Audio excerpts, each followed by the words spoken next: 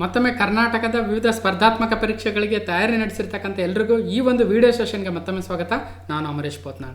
ನೋಡಿ, ನಾವು ಕರ್ನಾಟಕದ ಬಜೆಟ್ ಮೇಲೆ ಅಧ್ಯಯನವನ್ನು ಮಾಡಬೇಕಾದ್ರೆ ಮೊದಲನೇ ಭಾಗದಲ್ಲಿ ನಾವು 21 ಇಂಪಾರ್ಟೆಂಟ್ ಕ್ವಶನ್ಗಳನ್ನ ಕಂಪ್ಲೀಟ್ ಮಾಡಿದ್ವಿ. ಅದೇ ರೀತಿಯಾಗಿ ಇಡೀ ಕರ್ನಾಟಕದ ಬಜೆಟ್ 2020 ಇಂಪಾರ್ಟೆಂಟ್ ಪ್ರಶ್ನೆಗಳನ್ನು ಕಂಪ್ಲೀಟ್ ಮಾಡಿಕೊಡಿ ಸರ್ ಅಂತ ಭಾಳಷ್ಟು ಜನ ಕಮೆಂಟ್ ಸೆಕ್ಷನಲ್ಲಿ ರಿಕ್ವೆಸ್ಟ್ ಮಾಡಿದ್ರಿ. ಅದಕ್ಕೋಸ್ಕರ ಇವತ್ತಿನ ಈ ವಿಡಿಯೋದಲ್ಲಿ ನಾವು ಕರ್ನಾಟಕದ ಬಜೆಟ್ 2020-21 ಭಾಗ 2 ನೋಡ್ತಾ ಹೋಗೋಣ. 20 ಇಂಪಾರ್ಟೆಂಟ್ ಆಗಿರ್ತಕ್ಕಂಥ ಪ್ರಶ್ನೆಗಳು, ಮುಂದೆ ಬರ್ತಕ್ಕಂಥ KS ಪ್ರಿಲಿಮ್ಸ್ ಆಗಿರ್ಬೋದು ಅಥವಾ STA FDA ಇನ್ನಿತರ ಸ್ಪರ್ಧಾತ್ಮಕ ಪರೀಕ್ಷೆಗಳಿಗೆ ಇಂಪಾರ್ಟೆಂಟ್ ಆಗಿರ್ತಕ್ಕಂಥ 20 ಪ್ರಶ್ನೆಗಳನ್ನ ಇವತ್ತಿನ ಒಂದು ಡಿಸ್ಕಷನಲ್ಲಿ ನೋಡ್ತಾ ಹೋಗೋಣ. ಓಕೆ, ಸೊ ನಿಮಗೆ ಮೊದಲನೇ ವಿಡಿಯೋದಲ್ಲಿ ಅಂದರೆ ಪಾರ್ಟ್ 1 ನಾವು 21 ಪ್ರಶ್ನೆಗಳನ್ನು ನೋಡಿದ್ವಿ. ಅದರ ಲಿಂಕನ್ನು ನಾನು ಡಿಸ್ಕ್ರಿಪ್ಷನ್ ಬಾಕ್ಸಲ್ಲಿ ಹಾಕಿರ್ತೀನಿ, ನೀವು ಹೋಗಿ ನೋಡ್ಬೋದು. ಓಕೆ,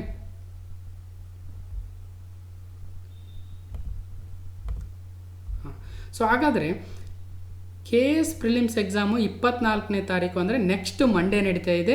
ಇವತ್ತು ಸಂಡೇ, ಸೊ ಇನ್ನೂ 8 ದಿನಗಳು ಮಾತ್ರ ಬಾಕಿ ಇದೆ. ಅಂದರೆ ಸಂಡೇಯಿಂದ ಸಂಡೇಗೆ 8 ಡೇಸ್ ಮಾತ್ರ ಬಾಕಿ ಇದೆ. ಇವತ್ತು 16th ಆಗಸ್ಟ್ 2020. ಓಕೆ, ಹಾಗಾದರೆ ಈ 8 ದಿನಗಳಲ್ಲಿ ಇನ್ನೆಷ್ಟು ನೀವು ಪ್ರಿಪೇರ್ ಆಗಿ ಸಾಧ್ಯನೋ ಅಷ್ಟು ಆದಷ್ಟು ಮ್ಯಾಕ್ಸಿಮಮ್ ಆಗಿ ಪ್ರಿಪೇರ್ ಆಗಿ. ನನ್ನ ಕಡೆಯಿಂದ ಇಲ್ಲಿ ನಾನು ಒಟ್ಟು ಜೂಲೈ 2019ರಿಂದ ಜೂಲೈ 2020ವರೆಗೂ ಟೋಟಲು 12 ಮಂತ್ಸ್ದು ಕಂಪ್ಲೀಟ್ ಆಗಿರ್ತಕ್ಕಂಥ ಕರೆಂಟ್ ಇವೆಂಟ್ಸ್ ಡಿಸ್ಕಷನ್ ಮಾಡಿದ್ವಿ. ನೀವೆಲ್ಲ ಆಲ್ರೆಡಿ ನೋಡಿದ್ದೀರಿ. ಅದ್ರ ಜೊತೆಗೆ ಏನು ಮಾಡಿದ್ವಿ, ಇಲ್ಲಿ ನೋಡಿ, ಕರ್ನಾಟಕದ ಆರ್ಥಿಕ ಸಮೀಕ್ಷೆ ಮೇಲೆ ಭಾಗ 1, ಭಾಗ 2, ಭಾಗ 3, ಭಾಗ 4 ಅಂತ ಹೀಗೆ ಒಟ್ಟು 80 ಡಿಫ್ರೆಂಟ್ ಕ್ವಶನ್ನ ಡಿಸ್ಕಷನ್ ಮಾಡಿದ್ವಿ. ಜೊತೆಗೆ ಆರ್ಥಿಕ ಸಮೀಕ್ಷೆಯ ಭಾಗ 5 ಇನ್ನೂ ಪೆಂಡಿಂಗ್ ಇದೆ. ಭಾಳಷ್ಟು ಜನ ರಿಕ್ವೆಸ್ಟ್ ಮಾಡಿದಿರಿ. ನಾನು ಇನ್ನೂ 1-2 ದಿನದಲ್ಲಿ ಡೆಫಿನೆಟ್ಲಿ ಅಪ್ಲೋಡ್ ಮಾಡ್ತಾ ಇದ್ದೀನಿ. ಇನ್ನೇನು ಕ್ವಶನ್ಸ್ ರೆಡಿ ಮಾಡ್ತಾ ಇದ್ದೀನಿ ಕೂಡ. ಓಕೆ, ಮತ್ತು ಕರ್ನಾಟಕದ ಬಜೆಟ್ ಬಗ್ಗೆನೂ ಕೂಡ ಮೊದಲನೇ ಭಾಗದಲ್ಲಿ ನಾನು ಆಲ್ರೆಡಿ ಹೇಳಿದೆ 21 ಕ್ವಶನ್, ಮತ್ತು ಇವತ್ತಿನ ಈ ವಿಡಿಯೋದಲ್ಲಿ ನಾವು 20 ಪ್ರಶ್ನೆಗಳನ್ನು ಡಿಸ್ಕಸ್ ಮಾಡ್ತಾ ಹೋಗೋಣ. ಓಕೆ, ಅದ್ರ ಜೊತೆಗೆ ಕರ್ನಾಟಕದ ಬಜೆಟ್ ಭಾಗ 3 ಅಂತ ತರೋಣ ಅಂತ ಪ್ಲ್ಯಾನ್ ಮಾಡ್ತಾ ಇದ್ದೀನಿ, ನೋಡೋಣ. ಓಕೆ, ಮತ್ತು ಎನ್ವಿರಾನ್ಮೆಂಟ್ ಆ್ಯಂಡ್ ಎಕಾಲಜಿ ಕೂಡ ಇಂಪಾರ್ಟೆಂಟ್ ಆಗುತ್ತೆ ಅಂತ ಹೇಳಿದ್ವಿ. 30 ಪ್ರಶ್ನೆಗಳು ಜನರಲ್ ಸೈನ್ಸ್ ಆ್ಯಂಡ್ ಟೆಕ್ನಾಲಜಿ ಮತ್ತು ಎನ್ವಿರಾನ್ಮೆಂಟ್ ಆ್ಯಂಡ್ ಎಕಾಲಜಿ ಮೇಲೆ ಬರುತ್ತೆ ಅಂತ. ಸೊ ಅದರಲ್ಲಿ ಭಾಗ 1ರಲ್ಲಿ 10 ಕ್ವಶನ್ಸು, ಭಾಗ 2ರಲ್ಲೂ ಕೂಡ 10 ಕ್ವಶನ್ನು ಮಾಡಿದ್ವಿ. ಪಾರ್ಟ್ 3 ಕೂಡ ಇನ್ನೇನು ಅಪ್ಲೋಡ್ ಮಾಡ್ತೀನಿ.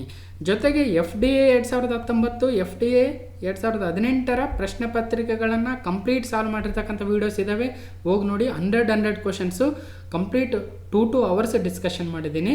ಸೊ ನಿಮಗೆಲ್ಲ ಗೊತ್ತಿರುತ್ತೆ, ನಾನು ಒಂದು ಪ್ರಶ್ನೆಯನ್ನು ತೆಗೆದುಕೊಂಡ್ರೆ ಅದ್ರ ಬಗ್ಗೆ ಕಂಪ್ಲೀಟ್ ಆಗಿರ್ತಕ್ಕಂಥ ಅನಾಲಿಸಿಸ್ ಮಾಡೇ ಮುಂದಿನ ಕ್ವಶನ್ಗೆ ಹೋಗ್ತೀವಿ. ಆದ್ದರಿಂದ ಈ ಕ್ವಶನ್ ಪೇಪರ್ಗಳನ್ನ ಸಾಲ್ವ್ ಮಾಡಿದರೆ ನಿಮ್ಗೆ ಇನ್ನೇನು ಎಕ್ಸಾಮ್ ಹತ್ತಿರ ಇರೋದ್ರಿಂದ ಇವಾಗ ಒಳ್ಳೆ ಗ್ಲಾನ್ಸ್ ಆದಂಗೆ ಆಗುತ್ತೆ. ಇನ್ನು FDA 2017 ಪೆಂಡಿಂಗ್ ಇದೆ, ನೋಡೋಣ, ಮುಂದಿನ ದಿನಗಳಲ್ಲಿ ಅಪ್ಲೋಡ್ ಮಾಡ್ತೀನಿ. ಸೊ SDA 2019, SDA 2018 ಮತ್ತು SDA 2017 ಕಂಪ್ಲೀಟ್ ಆಗಿರ್ತಕ್ಕಂಥ ಅನಾಲಿಸಿಸ್ನ ಮಾಡಿರ್ತಕ್ಕಂಥ ಒಟ್ಟು 300 ಪ್ರಶ್ನೆಗಳಾಗ್ತವೆ. ಸೊ ಕರ್ನಾಟಕದ ಬಜೆಟ್, ಕರ್ನಾಟಕದ ಎಕನಾಮಿಕ್ ಸರ್ವೆ ಮತ್ತು ಕರೆಂಟ್ ಇವೆಂಟ್ಸು ಹಾಗೂ ಬೇರೆ ಬೇರೆ ವಿವಿಧ ಪ್ರಶ್ನೆ ಪತ್ರಿಕೆಗಳನ್ನು ಸಾಲ್ವ್ ಮಾಡಿರ್ತಕ್ಕಂಥದ್ದು ಮತ್ತು ಪರಿಸರ ವಿಜ್ಞಾನದ ಮೇಲೆ ಸಾಲ್ವ್ ಮಾಡಿರ್ತಕ್ಕಂಥ ಕ್ವಶನ್ಗಳನ್ನ ನೋಡಿದರೆ ಒಟ್ಟು 986 ಕ್ವಶನ್ಗಳನ್ನ ಡಿಸ್ಕಸ್ ಮಾಡಿದ್ದೀವಿ. ನಿಮಗೆಲ್ಲ ಗೊತ್ತಿದೆ ಒಂದೊಂದು ಕ್ವಶನ್ನ ಎಷ್ಟು ಆ್ಯಂಗಲಲ್ಲಿ ನಾವು ನೋಡಿರ್ತೀವಿ ಅಂತ. ಸೊ ಹಾಗಾಗಿ ಸುಮಾರು 3000ಕ್ಕೂ ಅಧಿಕ ಕ್ವಶನ್ಗಳನ್ನ ಫ್ರೇಮ್ ಮಾಡ್ದಂಗೆ ಆಗುತ್ತೆ. ಇವೆಲ್ಲನೂ ಮುಂದೆ ಬರ್ತಕ್ಕಂಥ ಎಕ್ಸಾಮ್ಗಳಲ್ಲಿ ನಿಮಗೆ ಭಾಳಷ್ಟು ಯುಟಿಲೈಸ್ ಆಗುತ್ತೆ ಅಂತ ಹೇಳ್ತಾ, ಸೊ ಇವತ್ತಿನ ಈ ವಿಡಿಯೋಕ್ಕೆ ಹೋಗೋಕ್ಕೆ ಮುಂಚೆ ಇಲ್ಲೊಂದು ಸ್ವಲ್ಪ ಕಿರು ಪರಿಚಯ ಇದೆ, ನೀವೆಲ್ಲ ಗೊತ್ತಿರುತ್ತೆ. BE from PECIT, MTech from IIT Kharagpur ಮತ್ತು ಬೇರೆ ಬೇರೆ ಪರೀಕ್ಷೆಗಳಲ್ಲಿ ಪಾಸಾಗಿರ್ತಕ್ಕಂಥ ಡೀಟೇಲ್ಸ್ ಇಲ್ಲಿದೆ. ಇಷ್ಟನ್ನು ತಿಳ್ಕೊಂಡ ನಂತರ ಈಗ ಕರ್ನಾಟಕದ ಬಜೆಟ್ ಬಗ್ಗೆ 2ನೇ ಭಾಗದಲ್ಲಿ ಏನು ನೋಡ್ತೀವಿ ಅಂತ ನೋಡ್ತಾ ಹೋಗೋಣ. ಕರ್ನಾಟಕದ ಬಜೆಟನ್ನು ಮಾನ್ಯ ಮುಖ್ಯಮಂತ್ರಿಗಳು ಮತ್ತು ಹಣಕಾಸು ಸಚಿವರು ಆಗಿರ್ತಕ್ಕಂಥ ಯಡಿಯೂರಪ್ಪನವರು 5ನೇ ಮಾರ್ಚ್ 2020 ಮಂಡನೆಯನ್ನು ಮಾಡಿದರು. Budget 2020 and 21. ಓಕೆ, ಸೊ ಹಾಗಾದರೆ ಭಾಗ 2ರ ಮೊದಲನೇ ಪ್ರಶ್ನೆಗೆ ಹೋಗೋಣ. ಕ್ವಶನ್ ನಂಬರ್ 1, 2020 ಮತ್ತು 21ನೇ ಸಾಲಿನ ಆಯವ್ಯಯವು ಮುಖ್ಯಮಂತ್ರಿಗಳಾದ ಯಡಿಯೂರಪ್ಪನವರು ಮಂಡಿಸುತ್ತಿರುವ ಎಷ್ಟನೇ ಬಜೆಟ್ ಆಗಿದೆ? ಓಕೆ, ನಿಮಗೆಲ್ಲ ಗೊತ್ತಿರುತ್ತೆ, ಅವರು ಭಾಳಷ್ಟು ಬಜೆಟ್ಗಳನ್ನ ಹಣಕಾಸು ಸಚಿವರಾಗಿ ಮಂಡಿಸಿದ್ರು, ಉಪಮುಖ್ಯಮಂತ್ರಿಗಳಾಗಿ ಮಂಡಿಸಿದ್ರು ಮತ್ತು ಮುಖ್ಯಮಂತ್ರಿಗಳಾಗಿ ಸಹಿತನೂ ಮಂಡಿಸಿದ್ದಾರೆ. So chief minister Yediyurappa presented budget in Karnataka assembly for the year 2020 and 21. How many times he presented budget including this current budget ಅಂದರೆ 2020-21 ಸೇರಿಸ್ಕೊಂಡು ಎಷ್ಟು ಬಜೆಟ್ಗಳನ್ನ ಅವರು ಪ್ರೆಸೆಂಟ್ ಮಾಡಿದ್ದಾರೆ ಅಂದರೆ 5ನೇ ಬಜೆಟ್ 5 ಅಥವಾ 6ನೇ ಬಜೆಟ, 7ನೇ ಬಜೆಟ್ ಅಥವಾ 8ನೇ ಬಜೆಟ್ ಅಂದರೆ ಸರಿಯಾದ ಉತ್ತರ ನೋಡಿ ಯಡಿಯೂರಪ್ಪನವರು ಈ 2020-21ನೇ ಸಾಲಿನ ಬಜೆಟನ್ನು ಸೇರಿಸಿಕೊಂಡು ಒಟ್ಟು 7 ಬಾರಿ ಬಜೆಟನ್ನು ಮಂಡನೆ ಮಾಡೋದಂಗೆ ಆಯಿತು.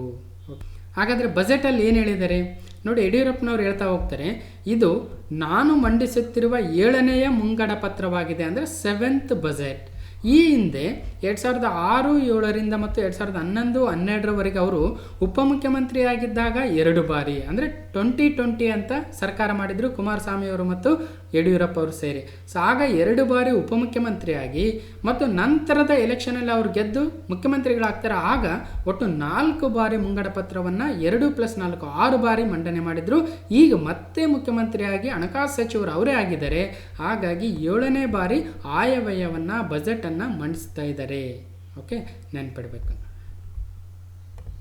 ಸೊ ನೆಕ್ಸ್ಟ್ ಕ್ವಶನ್ ನಂಬರ್ 2, 2020-21ನೇ ಸಾಲಿನ ಆರ್ಥಿಕ ವರ್ಷಕ್ಕೆ ಕೇಂದ್ರದ ತೆರಿಗೆಯ ಪಾಲಿನಲ್ಲಿ ರಾಜ್ಯದ ಪಾಲು ಎಷ್ಟಕ್ಕೆ ನಿಗದಿಯಾಗಿದೆ, ಅಂದರೆ ಸೆಂಟ್ರಲ್ ಟ್ಯಾಕ್ಸಸಲ್ಲಿ ರಾಜ್ಯಕ್ಕೆ ಎಷ್ಟು ಒಂದು ಪಾಲು ಸಿಗ್ತಾ ಇದೆ.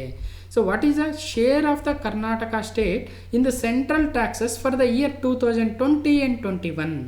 ಅಂದರೆ ಈಗ ಎಲ್ಲ ರಾಜ್ಯಗಳಿಂದ ಕೇಂದ್ರದ ತೆರಿಗೆ ಏನಾಗುತ್ತೆ ಅದು ಕೇಂದ್ರಕ್ಕೆ ಹೋಗುತ್ತೆ. ಅದರಲ್ಲಿ ಆಯಾ ರಾಜ್ಯಗಳಿಗೆ ಇಷ್ಟು % ಅಂತ ಕೇಂದ್ರ ಮತ್ತೆ ವಾಪಸ್ ಕೊಡ್ತಾ ಹೋಗುತ್ತೆ. ಅದರಲ್ಲಿ 2020-21ನೇ ಸಾಲಿಗೆ ಕರ್ನಾಟಕಕ್ಕೆ ಎಷ್ಟು % ಸೆಂಟ್ರಲ್ ಟ್ಯಾಕ್ಸಲ್ಲಿ ಸಿಗ್ತಾ ಇದೆ?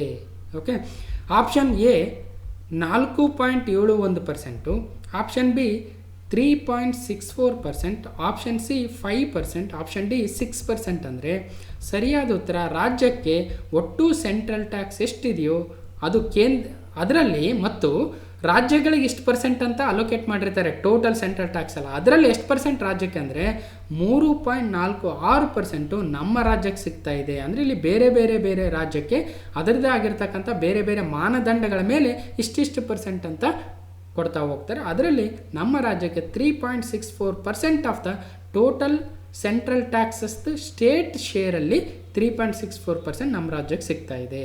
ಹಿಂದೆ ಅಂದರೆ 2019-20ನೇ ಸಾಲಿನಲ್ಲಿ 4.71% ಸಿಕ್ಕಿತ್ತು. ಯಾವಾಗ 14th ಫೈನಾನ್ಸ್ ಕಮಿಷನಲ್ಲಿ YV ರೆಡ್ಡಿ ಅವರು ಅದರ ಚೇರ್ಮನ್ ಆಗಿದ್ದರು. ಅವರು ಕರ್ನಾಟಕಕ್ಕೆ 4.7% ಅಲೋಕೇಟ್ ಮಾಡಿದರು. ಈಗ 15ನೇ ಹಣಕಾಸು ಆಯೋಗ 15th ಫೈನಾನ್ಸ್ ಕಮಿಷನಲ್ಲಿ 2020-21ನೇ ಸಾಲಿನಲ್ಲಿ ಇಂಟರಿಮ್ ಒಂದು ಅಲೋಕೇಶನಲ್ಲಿ 3.64% ಅಲೋಕೇಟ್ ಮಾಡಿದ್ದಾರೆ. ಓಕೆ, ಇಲ್ಲಿ ನೋಡಿ, 15ನೇ ಹಣಕಾಸು ಆಯೋಗವು ಸಲ್ಲಿಸಿದ ಮಧ್ಯಂತರ ವರದಿ ಅಂದರೆ ಇಂಟರಿಮ್ ರಿಪೋರ್ಟ್ ಅಂತ ಕರಿತೀವಿ. ಈ ಇಂಟರಿಮ್ ರಿಪೋರ್ಟಲ್ಲಿ ಇದರ ವರದಿಯ ಪ್ರಕಾರ ಆರ್ಥಿಕ ವರ್ಷ 2020-21ಕ್ಕೆ ರಾಜ್ಯ ಸರ್ಕಾರಗಳಿಗೆ ಕೇಂದ್ರದ ತೆರಿಗೆಯ ಪಾಲು ನಿರ್ಧಾರವನ್ನು ಮಾಡಲಾಗಿದೆ. ಏನು ಹೇಳಿದ್ದಾರೆ? ಸೊ 14ನೇ ಹಣಕಾಸು ಆಯೋಗದ ಪ್ರಕಾರ ಕರ್ನಾಟಕಕ್ಕೆ ಒಟ್ಟು 4.71% ನಿಗದಿಯಾಗಿದ್ದರೆ, ಆದರೆ ಈ ಸಲ 15ನೇ ಹಣಕಾಸು ಆಯೋಗವು ತನ್ನ ವರದಿಯಲ್ಲಿ ರಾಜ್ಯದ ಪಾಲನ್ನು 3.64% ಇಳಿಸಿದೆ. ಅಂದರೆ ಈಗ ಸೆಂಟ್ರಲ್ ಟ್ಯಾಕ್ಸ್ಗೆ ಒಟ್ಟು ಒಂದು 100 ರೂಪಾಯಿ ಹೋದರೆ ಅದರಲ್ಲಿ ಸಪೋಸ್ ಅವರೇನಾದರೂ ಒಂದು 50 ರೂಪಾಯಿನ ಸ್ಟೇಟ್ಗಳಿಗೆ ಕೊಡೋಣ ಅಂತ ಅಂದ್ಕೊಂಡ್ರೆ ಆ 50 ರೂಪಾಯಿದಲ್ಲಿ ಈಗ ಕರ್ನಾಟಕಕ್ಕೆ 3.6 ರೂಪೀಸ್ ಸಿಗ್ತಾ ಇದೆ, 6.4 ರೂಪೀಸ್. ಓಕೆ, ಇಷ್ಟು ಸ್ವಲ್ಪ ಸಿಂಪಲಾಗಿ ಅಂಡರ್ಸ್ಟ್ಯಾಂಡಿಂಗ್ ಮಾಡ್ಕೋಬೇಕಾದ್ರೆ ಈ ಥರ ತಿಳ್ಕೊಳ್ಳೋಣ. Okay,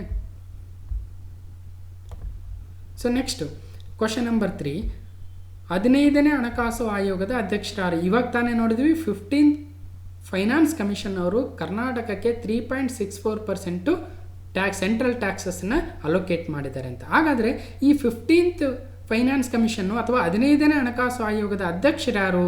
who is the chairman of 15th finance commission ಅಂದರೆ RK Mathur, NK Singh, YV Reddy, Shaktikanta Das. ಅಂದರೆ ಸರಿಯಾದ ಉತ್ತರ ನೋಡಿ, NK ಸಿಂಗ್ ಅವರು 15ನೇ ಹಣಕಾಸು ಆಯೋಗದ ಅಧ್ಯಕ್ಷರಾಗಿದ್ದಾರೆ. YV ರೆಡ್ಡಿ ಅವರು 14ನೇ ಹಣಕಾಸು ಆಯೋಗದ ಅಧ್ಯಕ್ಷರಾಗಿದ್ದರು. ಶಕ್ತಿಕಾಂತ್ ದಾಸ್ ಅವರು ಈಗಿನ RBIನ ಗವರ್ನರ್ ಆಗಿದ್ದಾರೆ, ನೆನ್ಪಿಡ್ಬೇಕು. ಓಕೆ, ಸೊ ಇಲ್ಲಿ ನೋಡಿ, ಇವರು NK ಸಿಂಗ್ ಅವರು, ರಾಮನಾಥ್ ಕೋವಿಂದ್ ಅವರು ನಮ್ಮ ರಾಷ್ಟ್ರಪತಿಗಳು ಏನಿದ್ದಾರೆ ಅವ್ರಿಗೆ NK ಸಿಂಗ್ ಅವರು ಮಧ್ಯಂತರ ರಿಪೋರ್ಟನ್ನು, ಇಂಟರಿಮ್ ರಿಪೋರ್ಟನ್ನು ಸಬ್ಮಿಟ್ ಮಾಡ್ತಾ ಇದ್ದಾರೆ. ನೋಡಿ, finance commission chairman NK Singh submitting the interim report for the FY21 to president Ramnath Kovind ಅವರು. ಓಕೆ, ಇನ್ನು 4ನೇ ಕ್ವಶನ್ನು, 2020-21ನೇ ಸಾಲಿನ ಆರ್ಥಿಕ ವರ್ಷಕ್ಕೆ ಕೇಂದ್ರದ ತೆರಿಗೆಯ ಪಾಲಿನಲ್ಲಿ ರಾಜ್ಯದ ಪಾಲು ಕಡಿಮೆಯಾಗಲು ಕಾರಣಗಳೇನು? ಸರಿಯಾದ ಉತ್ತರವನ್ನು ಗುರುತಿಸಿ. ಈಗ ನೋಡಿದೀವಿ ನಾವು 4.71% ಇತ್ತು 2019-20ನೇ ಸಾಲಿನಲ್ಲಿ according to the 14th finance commission. ಆದರೆ ಈಗ 15th ಫೈನಾನ್ಸ್ ಕಮಿಷನ್ ಅವರು ಅದನ್ನು 4.71%ಇಂದ 3.64% ಇಳಿಸಿದ್ದಾರೆ ನಮ್ಮ ರಾಜ್ಯದ ಪಾಲು.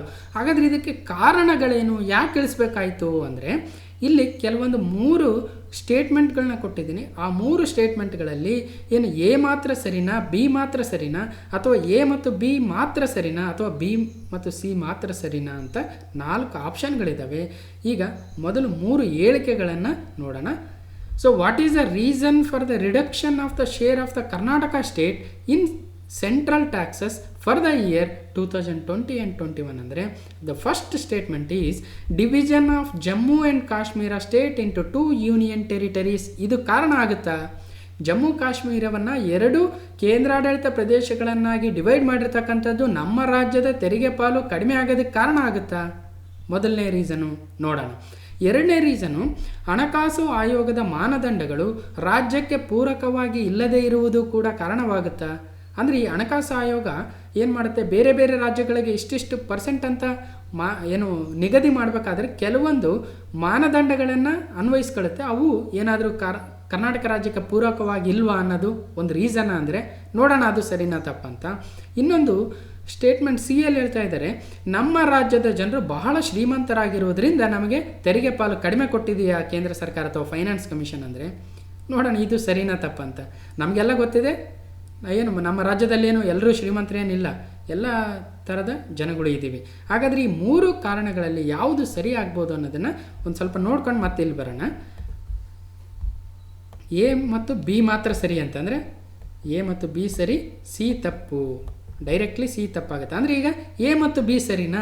ಹಾಗಾದರೆ ಎ ಮತ್ತು ಬಿ ಯಾಕೆ ಸರಿ ಅಂತ ನೋಡ್ತಾ ಹೋಗೋಣ. ನೋಡಿ, ಒಂದು 2020-21ನೇ ಸಾಲಿನಲ್ಲಿ ಇಂಟರಿಮ್ ರಿಪೋರ್ಟ್ನ ಕೊಟ್ಟು 15th ಫೈನಾನ್ಸ್ ಕಮಿಷನ್. ಯಾಕಂದರೆ ಇಲ್ಲಿ ನೋಡಿ, JNK ಮತ್ತು ಲಡಾಖು 2 ಯೂನಿಯನ್ ಟೆರಿಟರೀಸ್ ಅದು ಅಕ್ಟೋಬರ್ 31, 2019ಕ್ಕೆ ಜಮ್ಮು ಕಾಶ್ಮೀರದ ರಾಜ್ಯವನ್ನು ತೆಗೆದು ಈಗ 2 ಯೂನಿಯನ್ ಟೆರಿಟರೀಸ್ ಮಾಡಿದರು. ಇಲ್ಲಿ ಸೆಂಟ್ರಲ್ ಗೌರ್ಮೆಂಟ್ ಏನು ಮಾಡಬೇಕಾಗುತ್ತೆ, ಯೂನಿಯನ್ ಟೆರಿಟರೀಸ್ದು ಎಲ್ಲ ಅಡ್ಮಿನಿಸ್ಟ್ರೇಷನ್ನು ಅದಕ್ಕೆ ಫಂಡ್ ಕೊಡ್ತಕ್ಕಂಥದ್ದು ಎಲ್ಲ ಸೆಂಟ್ರಲ್ ಗೌರ್ಮೆಂಟ್ ಕೊಡಬೇಕಾಗುತ್ತೆ. ಆದ್ದರಿಂದ ಬರ್ತಕ್ಕಂಥ ಒಟ್ಟು ಸೆಂಟ್ರಲ್ ಟ್ಯಾಕ್ಸಸಲ್ಲಿ 14ನೇ ಕಮಿಷನ್ ಆಯೋಗದಲ್ಲಿ ಏನು ಮಾಡಿತ್ತು, ಕೇವಲ 42% ಮಾತ್ರ ರಾಜ್ಯಗಳಿಗೆ ನಿಗದಿ ಮಾಡಿತ್ತು. ಇನ್ನು 58% ಸೆಂಟ್ರಲ್ ತಾನೇ ಇಟ್ಕೊಳ್ಳುತ್ತೆ. ಆ ಒಂದು ಹಣದಿಂದ ಬೇರೆ ಬೇರೆ ಯೂನಿಯನ್ ಟೆರಿಟರೀಸ್ ಆಗಿರ್ಬೋದು ಅಥವಾ ಇನ್ನಿತರ ಸೆಂಟ್ರಲ್ ಯೋಜನೆಗಳಿಗೆ ಬಳಸ್ಕೊಳ್ಳುತ್ತೆ. ಅದರಲ್ಲಿ ಈಗೇನಾಯಿತು, 42% ಏನು ಅಲೋಕೇಟ್ ಮಾಡಿತ್ತು 14ನೇ ಫೈನಾನ್ಸ್ ಕಮಿಷನು, ಈಗ 15ನೇ ಫೈನಾನ್ಸ್ ಕಮಿಷನು ಕೇವಲ 41% ಮಾತ್ರ ಸೆಂಟ್ರಲ್ ಟ್ಯಾಕ್ಸಸಲ್ಲಿ ರಾಜ್ಯಗಳಿಗೆ ಅಲೋಕೇಟ್ ಮಾಡ್ತಾ ಇದೆ. ಅಂದರೆ 1% ಇಳಿತು. 42%ಇಂದ 1% ರಾಜ್ಯಗಳ ಪಾಲು ಇಳಿತು.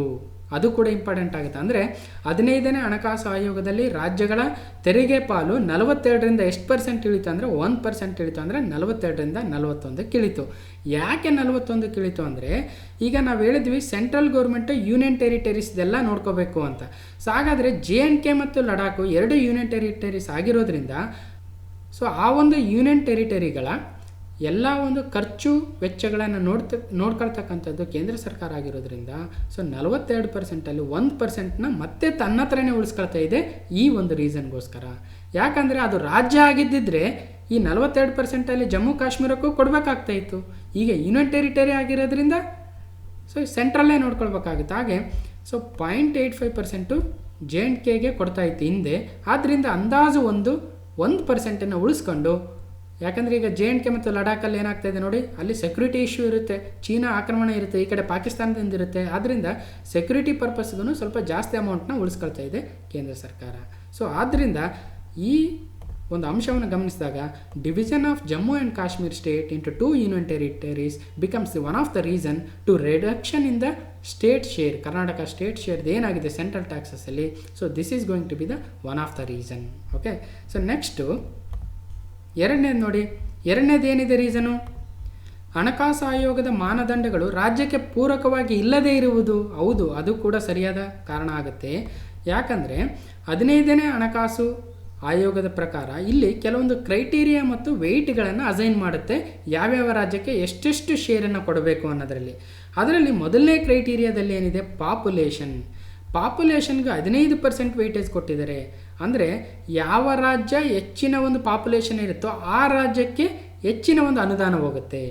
ಇನ್ನೊಂದು, ಕರ್ನಾಟಕಕ್ಕೆ ಪ್ರಾಬ್ಲಮ್ ಆಗಿರ್ತಕ್ಕಂಥ ಕ್ರೈಟೀರಿಯಾಗಳು ಯಾವ್ಯಾವ ಮಾನದಂಡಗಳಂದರೆ, ಒಂದು ಪಾಪ್ಯುಲೇಷನ್ನು, ಇನ್ನೊಂದು ಇನ್ಕಮ್ ಡಿಸ್ಟೆನ್ಸು, ಮತ್ತು ಮೂರನೇದು ಟ್ಯಾಕ್ಸ್ ಎಫರ್ಟು ಕೂಡ ಭಾಳ ಪ್ರಾಬ್ಲಮನ್ನು ಮಾಡಿದೆ. ಅದಕ್ಕೋಸ್ಕರ ಕರ್ನಾಟಕದ ತೆರಿಗೆ ಪಾಲು ಕಡಿಮೆ ಆಗಿದೆ ಅಂತಕ್ಕಂಥದ್ದು. ಯಾಕೆ ಪಾಪ್ಯುಲೇಷನ್ನು ಎಫೆಕ್ಟ್ ಆಯಿತು ಕರ್ನಾಟಕಕ್ಕೆ ಅಂದರೆ, ನೋಡಿ 1971 ಜನಗಣತಿ ಪ್ರಕಾರ ತೆಗೆದುಕೊಂಡ್ರೆ ಓಕೆ, ಅಲ್ಲಿ ಕರ್ನಾಟಕದ ಜನಸಂಖ್ಯೆ ಆಗಿನ ಸಂಖ್ಯೆಗೆ ಹೋಲಿಸ್ಕೊಂಡ್ರೆ ಜಾಸ್ತಿನೇ ಇತ್ತು. ಆದರೆ ನಂತರ ಪಾಪ್ಯುಲೇಷನ್ ಕಂಟ್ರೋಲ್ ಮೆಜರ್ಸ್ನ ಕರ್ನಾಟಕ ಅಥವಾ ದಕ್ಷಿಣದ ರಾಜ್ಯಗಳು ಜಾಸ್ತಿ ಒಂದು ಇಂಪ್ಲಿಮೆಂಟ್ ಮಾಡ್ತಾ ಬಂದವು. ಆಗ 1971ರಿಂದ 2011ಕ್ಕೆ ಹೋಲಿಸ್ಕೊಂಡ್ರೆ ನಮ್ಮ ದಕ್ಷಿಣದ ರಾಜ್ಯಗಳ ಪಾಪ್ಯುಲೇಷನ್ ಕಂಟ್ರೋಲ್ ಮಾಡ್ಕೊಂಡು ಜನಸಂಖ್ಯೆ ಕಡಿಮೆ ಆಗ್ತಾ ಬಂತು. ಉತ್ತರದ ರಾಜ್ಯಗಳಲ್ಲಿ ಜನಸಂಖ್ಯೆನ ಜಾಸ್ತಿ ಕಂಟ್ರೋಲ್ ಮಾಡಲಿಲ್ಲ, ಅವರು ಅಲ್ಲಿ ಜಾಸ್ತಿ ಆಗ್ತಾ ಹೋಯಿತು. ಹಾಗಾಗಿ ಅವರು ಜಾಸ್ತಿ ಕಂಟ್ರೋಲ್ ಮಾಡಲಿಲ್ಲ, ಅವ್ರು ಜಾಸ್ತಿ ಪಾಪ್ಯುಲೇಷನ್ ಇದೆ ಅಂದ್ಬಿಟ್ಟು ಅವ್ರಿಗೆ ಜಾಸ್ತಿ ದುಡ್ಡು ಹೋಗ್ತಾ ಇದೆ, ನಮಗೆ ಕಂಟ್ರೋಲ್ ಮಾಡಿದ್ದಕ್ಕೆ ನಮಗೆ ಇಲ್ಲಿ ಶಿಕ್ಷೆ ಆಗ್ತಾ ಇದೆ ಅಂತಕ್ಕಂಥದ್ದು. ಓಕೆ, ಇನ್ನೊಂದು ಇನ್ಕಮ್ ಡಿಸ್ಟೆನ್ಸನ್ನು ತೆಗೆದುಕೊಂಡ್ರೆ, ಇಲ್ಲಿ ಇನ್ಕಮ್ ಡಿಸ್ಟೆನ್ಸ್ ಅಂದರೆ ಯಾವುದೋ ಒಂದು ರಾಜ್ಯ ಅತಿ ಹೆಚ್ಚು ಒಂದು ಇನ್ಕಮನ್ನು ಹೊಂದಿರುತ್ತೆ ಮತ್ತು ಯಾವುದೋ ಒಂದು ರಾಜ್ಯ ಅತಿ ಕಡಿಮೆ ಇನ್ಕಮನ್ನು ಹೊಂದಿರುತ್ತೆ. ಇವುಗಳ ಡಿಸ್ಟೆನ್ಸ್ ಎಷ್ಟಿರುತ್ತೆ ನೋಡಿ. ಈಗ ಗುಜರಾತ್ ಮತ್ತು ಸಿಕ್ಕಿಂನ ತೆಗೆದುಕೊಂಡಾಗ ಡಿಸ್ಟೆನ್ಸ್ ಭಾಳ ಇರುತ್ತೆ. ಕರ್ನಾಟಕ ಮತ್ತು ಇನ್ನೊಂದು ಯಾವುದೋ ರಾಜ್ಯನ ತೆಗೆದುಕೊಂಡಾಗ ಇನ್ಕಮ್ ಡಿಸ್ಟೆನ್ಸ್ ಭಾಳ ಇರುತ್ತೆ, ನಮ್ಮದು ಜಾಸ್ತಿ ಇರುತ್ತೆ, ಅವ್ರದ್ದು ಕಡಿಮೆ ಇರುತ್ತೆ. ಹಾಗಾಗಿ ಇಲ್ಲಿ ಇನ್ಕಮ್ ಡಿಸ್ಟೆನ್ಸ್ ಯಾರ್ದು ಕಡಿಮೆ ಇದೆಯೋ ಅವ್ರಿಗೆ ಜಾಸ್ತಿ ವೇಟೇಜ್ ಹಾಕ್ಬಿಟ್ರು. ಅಂದರೆ ಕೆಲಸ ಮಾಡ್ತಕ್ಕಂಥದ್ದು ಏನು ಜಾಸ್ತಿ ದುಡ್ಡನ್ನು ಸೆಂಟ್ರಲ್ ಟ್ಯಾಕ್ಸಸಲ್ಲಿ ಕೊಡ್ತಕ್ಕಂಥದ್ದು ಬೇರೆ ರಾಜ್ಯಗಳಾದರೆ, ಆದರೆ ಅದರ ಪಾಲು ಹೋಗ್ತಕ್ಕಂಥದ್ದು ಕಡಿಮೆ ಡೆವಲಪ್ ಹೊಂದಿರತಕ್ಕಂಥ ರಾಜ್ಯಗಳಿಗೆ. ಇದು ಒಳ್ಳೆಯದೇ, ಅವುಗಳನ್ನ ಇಂಪ್ರೂವ್ ಮಾಡಬೇಕು. ಆದರೆ ಇಲ್ಲಿ ಕರ್ನಾಟಕಕ್ಕೆ ಅಮೌಂಟು ಕಡಿಮೆ ಆಗ್ಬಿಡ್ತು. ಸೊ ಇನ್ಕಮ್ ಡಿಸ್ಟೆನ್ಸ್ ಒಂದು ಮೇಜರ್ ಆಯಿತು.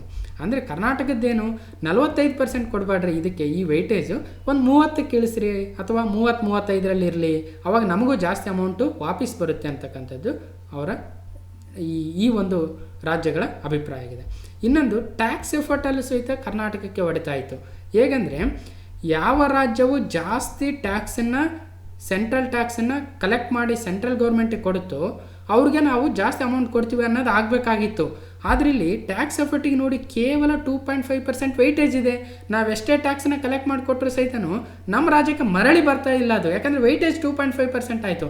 ಅದೇ ಒಂದು 20-30% ಇದ್ದಿದ್ರೆ ನಾವು ಜಾಸ್ತಿ ಟ್ಯಾಕ್ಸ್ ಕಲೆಕ್ಟ್ ಮಾಡಿಕೊಟ್ಟೋದ್ರಿಂದ ನಮಗೆ ಜಾಸ್ತಿ ಅಮೌಂಟ್ ಬರ್ತಾಯಿತ್ತು ವಾಪಸ್ಸು, ಅದಾಗಲಿಲ್ಲ. ಸೊ ಈ 3 ಕಾರಣಗಳಿಂದಾಗಿ ಹಣಕಾಸು ಆಯೋಗದ ಮಾನದಂಡಗಳು ರಾಜ್ಯಕ್ಕೆ ಪೂರಕವಾಗಿ ಇಲ್ಲದೆ ಇರೋದ್ರಿಂದ ನಮಗೆ 2020-21ನೇ ಸಾಲಿನ ಆರ್ಥಿಕ ವರ್ಷಕ್ಕೆ ಕೇಂದ್ರದ ತೆರಿಗೆಯ ಪಾಲಿನಲ್ಲಿ ರಾಜ್ಯದ ಪಾಲು ಕಡಿಮೆ ಆಗಲಿ, ಇವೆಲ್ಲ ಕಾರಣಗಳಾದವು. ಓಕೆ, ಇವು ಬೇರೆ ಬೇರೆ ಎಕ್ಸಾಮಲ್ಲಿ ಭಾಳ ಇಂಪಾರ್ಟೆಂಟ್ ಆಗ್ತವೆ.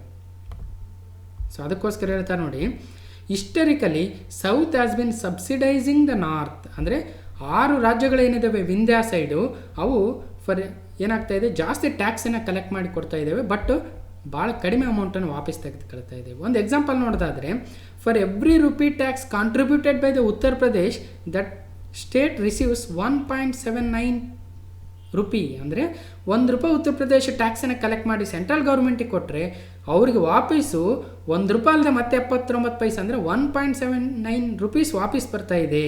ಅದೇ ಕರ್ನಾಟಕ ₹1 ಟ್ಯಾಕ್ಸ್ ಕಲೆಕ್ಟ್ ಮಾಡಿಕೊಟ್ರೆ ಅದು ಕೇವಲ 0.47, ಅರ್ಧದಷ್ಟು ಕೂಡ ಬರ್ತಾ ಇಲ್ಲ.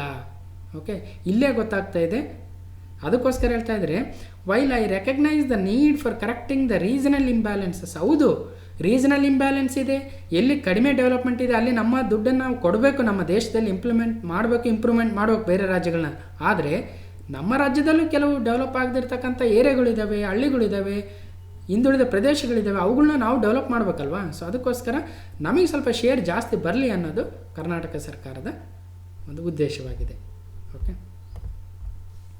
ಸೊ ನೋಡಿ, ಒಟ್ಟು ಆಯವ್ಯಯದಲ್ಲಿ 11,215 ಕೋಟಿ ಕಡಿಮೆ ಆಗಿದೆ ಅಂತೆ. ಸೊ ಇವೆಲ್ಲ ರೀಸನ್ಗಳಾಗ್ತವೆ. ಇಷ್ಟು ಅಮೌಂಟ್ ಇದ್ದಿದ್ರೆ ನಮ್ಮ ರಾಜ್ಯದ ಯಾವುದೋ ಒಂದು ಭಾಗವನ್ನು ನಾವು ಭಾಳಷ್ಟು ಇಂಪ್ಲಿಮೆಂಟ್ ಮಾಡ್ಬೋದಾಗಿತ್ತು. ಸೊ ನೆಕ್ಸ್ಟ್ 5ನೇ ಕ್ವಶನು, ಕರ್ನಾಟಕ ವಿತ್ತೀಯ ಹೊಣೆಗಾರಿಕೆ ಅಧಿನಿಯಮ ಅಂದರೆ ಕರ್ನಾಟಕ ಫಿಸ್ಕಲ್ ರೆಸ್ಪಾನ್ಸಿಬಿಲಿಟಿ ಆ್ಯಕ್ಟನ್ನು ಯಾವ ವರ್ಷ ಜಾರಿಗೆ ತರಲಾಯಿತು? ಅಂದರೆ in which of the following year Karnataka fiscal responsibility act KFRA ಜಾರಿಗೆ ತರ್ತಾ ಇದೆ ಅಂದರೆ 2001, 2002, 2003, 2004 ಅಂದರೆ ಸರಿಯಾದ ಉತ್ತರ 2002ರಲ್ಲಿ Karnataka fiscal responsibility act KFRA ಜಾರಿಗೆ ತಂದರು. ಯಾಕೆ ಇದನ್ನು ಜಾರಿಗೆ ತಂದರು ಅನ್ನೋದನ್ನು ನೋಡ್ತಾ ಹೋಗೋಣ. ನೋಡಿ, ಕರ್ನಾಟಕ ವಿತ್ತೀಯ ಹೊಣೆಗಾರಿಕೆ ಅಧಿನಿಯಮ 2002 ಜಾರಿಗೊಳಿಸಿದ ನಂತರ ರಾಜ್ಯದಲ್ಲಿ ಯಾವುದೇ ಪಕ್ಷದ ಸರ್ಕಾರ ರಚನೆಯಾಗಿದ್ದರೂ ಸಹ ಅಧಿನಿಯಮದ ಪಾಲನೆಯನ್ನು ಮಾಡಲಾಗಿದೆ.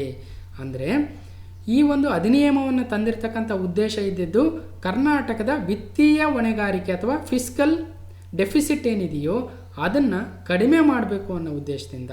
ಏನಿದೆ ಫಿಸ್ಕಲ್ ಡೆಫಿಸಿಟ್ ಅಂದರೆ, ಇಲ್ಲಿ ನೋಡಿ, ಕರ್ನಾಟಕದ GSDP ಎಷ್ಟಿದೆಯೋ ಗ್ರಾಸ್ ಸ್ಟೇಟ್ ಡೊಮೆಸ್ಟಿಕ್ ಪ್ರಾಡಕ್ಟ್ ಸುಮಾರು 18 ಲಕ್ಷ ಕೋಟಿ ಇದೆ. ಅದರಲ್ಲಿ ಫಿಸ್ಕಲ್ ಡೆಫಿಸಿಟ್ ಎಷ್ಟಿದೆ ಅಂದರೆ ಸುಮಾರು 2.65% ಇದೆ ಅಥವಾ 2.6%. ಸೊ ಇದು ನೋಡಿ 3% ಕೆಳಗನೆ ಇದೆ. ಸೊ ಈ ಅಧಿನಿಯಮ ಹೇಳುತ್ತೆ ಕರ್ನಾಟಕದ ಫಿಸ್ಕಲ್ ಡೆಫಿಸಿಟ್ ಯಾವಾಗಲೂ 3% ಆಫ್ ದ GSDPಗಿಂತಲೂ ಕಡಿಮೆ ಇರಬೇಕು, ಅದನ್ನು ಮೀರಬಾರ್ದು ಅನ್ನೋದೇ ಈ ಅಧಿನಿಯಮ ಅಥವಾ ಆ್ಯಕ್ಟ್ ಹೇಳ್ತಕ್ಕಂಥದ್ದು KFRA ಆ್ಯಕ್ಟ್ 2002. ಅಂದರೆ ಇದು ರಾಜ್ಯಕ್ಕೆ ಒಂದು ಹೆಮ್ಮೆಯ ವಿಚಾರವಾಗಿದೆ. ಯಾಕಂದರೆ 2002ರಿಂದ ಬಂದಿರತಕ್ಕಂಥ ಎಲ್ಲ ಸರ್ಕಾರಗಳು irrespective of the party, the government formed in Karnataka maintaining the 3% of the GSDP. The fiscal deficit is always below the 3% of the GSDP. Okay, so ಇದನ್ನು ನೆನ್ಪಿಡಬೇಕು. ಸೊ ಹಾಗಾದರೆ 2002ರಲ್ಲಿ ಬಂದಿರತಕ್ಕಂಥ ಈ KFRA ಆ್ಯಕ್ಟಲ್ಲಿ ಏನು ಹೇಳಿದ್ದಾರೆ? So it is mentioning clear objectives of eliminating the revenue deficit and containing the fiscal deficit to 3% of the GSDP. ಅಂದರೆ ನಮ್ಮ gross state domestic product ಅಂತೀವಿ, ರಾಜ್ಯದ ಒಟ್ಟು ಆಂತರಿಕ ಉತ್ಪನ್ನ ಏನಿದೆಯೋ ಅದರ 3%ಗಿಂತಲೂ ಫಿಸ್ಕಲ್ ಡೆಫಿಸಿಟ್ ಜಾಸ್ತಿ ಆಗಬಾರ್ದು. ಅಂದರೆ ಸುಮಾರು ಈಗ 18 ಲಕ್ಷ ಕೋಟಿ ಇದೆ ನಮ್ಮ GSDP ಅಂದಿದ್ವಿ, ಅದರ 3% ಅಂದರೆ ಸುಮಾರು 35ರಿಂದ 40 ಸಾವಿರ ಕೋಟಿಯಷ್ಟು ಮಾತ್ರ ನಮ್ಮದು ಫಿಸ್ಕಲ್ ಡೆಫಿಸಿಟ್ ಇರಬೇಕು. ಏನು ಸರ್ ಇದು ಫಿಸ್ಕಲ್ ಡೆಫಿಸಿಟ್ ಅಂದರೆ? ಒಂದು ಸಿಂಪಲ್ ಅಂಡರ್ಸ್ಟ್ಯಾಂಡಿಂಗ್ ಮಾಡ್ಕೊಳ್ಳೋದಾದರೆ ನಮ್ಮ ರಾಜ್ಯದ ಒಟ್ಟು ಸಾಲ, ಅಂದರೆ ನಮ್ಮ ರಾಜ್ಯಕ್ಕೆ ಬರ್ತಕ್ಕಂಥ ಆದಾಯ ಏನಿದೆಯೋ ಸುಮಾರು 1,80,000 ಕೋಟಿ ನಮ್ಮ ಬಜೆಟ್ ಏನಿದೆಯೋ ಅದನ್ನಲ್ಲದೆ ನಮ್ಮ ಬೇರೆ ಬೇರೆ ಯೋಜನೆಗಳಿಗೆ ನಾವು ಬೇರೆ ಕಡೆಯಿಂದ ಸಾಲನ ತರೋದಾದರೆ ಅದು 3% ಆಫ್ ದ GSDP ಇರಬೇಕಂದ್ರೆ ಸುಮಾರು 35ರಿಂದ 40 ಸಾವಿರ ಕೋಟಿ ಅದಿರಬೇಕು. ಅದಕ್ಕಿಂತಲೂ ಜಾಸ್ತಿ ಇರಬಾರ್ದು ನಮ್ಮ ಸಾಲ ಅಥವಾ ವಿತ್ತೀಯ ಕೊರತೆ ಅಥವಾ ಫಿಸ್ಕಲ್ ಡೆಫಿಸಿಟಿ ಅಂತಕ್ಕಂಥದ್ದು. ಹಾಗಾದರೆ ಏನೇನು ಮಾಡಬೇಕಂತ ಈ ಒಂದು ಗೈಡ್ಲೈನ್ಸಲ್ಲಿ ಈ ಒಂದು ಆ್ಯಕ್ಟಲ್ಲಿ ಹೇಳಿದ್ದಾರೆ. Specifying the fiscal management principles to guide the state government. ರಾಜ್ಯ ಸರ್ಕಾರವು ಯಾವ ರೀತಿಯ ಒಂದು ಯೋಜನೆಗಳನ್ನು ತೆಗೆದುಕೊಳ್ಬೇಕು ಫಿಸ್ಕಲ್ ಡೆಫಿಸಿಟ್ನ 3% ಗಿಂತ ಜಾಸ್ತಿ ಮಾಡದೇ ಇರೋಂಗೆ. ಅದಕ್ಕೋಸ್ಕರ ನೋಡಿ, ಮುಖ್ಯಮಂತ್ರಿಗಳು ಲಾಕ್ಡೌನಲ್ಲಿ ಏನು ಮಾಡ್ತಾಯಿದ್ರು, ಲಾಕ್ಡೌನ್ನ ತೆಗೆದಕ್ಕೆ ಅವರು ಭಾಳಷ್ಟು ಪ್ರಯತ್ನಗಳು ಮಾಡ್ತಾಯಿದ್ರು. ಯಾಕಂದರೆ ಬರ್ತಕ್ಕಂಥ ಆದಾಯ ಕಡಿಮೆ ಆಗಿಬಿಟ್ರೆ ನಮ್ಮ ಯೋಜನೆಗಳಿಗೆ ಎಲ್ಲಿಂದ ತರಬೇಕು ದುಡ್ಡು? ಸಾಲ ತಂದರೆ ಏನಾಗುತ್ತೆ, GSDPಗಿಂತಲೂ ಫಿಸ್ಕಲ್ ಡೆಫಿಸಿಟ್ ಜಾಸ್ತಿ ಆಗ್ತಾ ಹೋಗುತ್ತೆ. ಆವಾಗ ಬಡ್ಡಿ ಜಾಸ್ತಿ ಕಟ್ಟಬೇಕು, ಏನು ಯೋಜನೆಗಳನ್ನ ತರೋದಕ್ಕಾಗಲ್ಲ, ಇಂಪ್ಲಿಮೆಂಟ್ ಮಾಡೋದಕ್ಕಾಗಲ್ಲ. ಅದಕ್ಕೋಸ್ಕರ ಲಾಕ್ಡೌನ್ನ ತೆಗೆದು ಬೇಗ ಎಲ್ಲ ಒಂದು ವ್ಯವಹಾರಗಳಿಗೆ ಅನುಕೂಲ ಮಾಡಿಕೊಡ್ಬೇಕಂತ ಮುಖ್ಯಮಂತ್ರಿಗಳು ಭಾಳಷ್ಟು ಪ್ರಯತ್ನವನ್ನು ಮಾಡ್ತಾಯಿದ್ರು. ಸೊ ಅವರು ಹಣಕಾಸು ಸಚಿವರಾಗಿರೋದ್ರಿಂದ ಇವೆಲ್ಲ ನಡೀತಾ ಇರ್ತವೆ. ನಮ್ಗೆ ಅನಿಸ್ತಾ ಇರುತ್ತೆ ಕರೋನಾನ ತಡಿಬೇಕಂದ್ರೆ ಇನ್ನಷ್ಟು ಲಾಕ್ಡೌನ್ ಮಾಡಲಿ ಬಿಡು ಅನಿಸ್ತಾ ಇರುತ್ತೆ, ಬಟ್ ಗೌರ್ಮೆಂಟಲ್ಲಿ ಇವೆಲ್ಲ ಕೆಲಸಗಳಾಗ್ತಾ ಇರ್ತವೆ. ಓಕೆ, ಸೊ 6ನೇ ಕ್ವಶನ್ನು, ಪ್ರಧಾನಮಂತ್ರಿ ಕಿಸಾನ್ ಸಮ್ಮಾನ್ ಯೋಜನಾ ಅಡಿಯಲ್ಲಿ ಬಜೆಟ್ನಲ್ಲಿ ಹೆಚ್ಚುವರಿಯಾಗಿ ಎಷ್ಟು ನೆರವನ್ನು ಘೋಷಿಸಲಾಗಿದೆ? Okay, how much additional financial aid has been announced in the Karnataka budget under the prime minister Kisan Samman ಯೋಜನಾ ಅಥವಾ PMKSY ಅಂತ ಕರಿತೀವಿ. ಇದು ನೋಡಿ, ಇದು ಭಾಳ ಇಂಪಾರ್ಟೆಂಟ್ ಆಗಿರ್ತಕ್ಕಂಥ ಕ್ವಶನ್ನು ಮುಂದೆ ಬರ್ತಕ್ಕಂಥ ಕಾಂಪಿಟೇಟಿವ್ ಎಕ್ಸಾಮಲ್ಲಿ. ಸೊ ಈ ಒಂದು ಕ್ವಶನ್ನ ನಾವು ಬೇರೆ ಬೇರೆ ಕಡೆ ಡಿಸ್ಕಸ್ ಮಾಡಿದ್ದೀವಿ.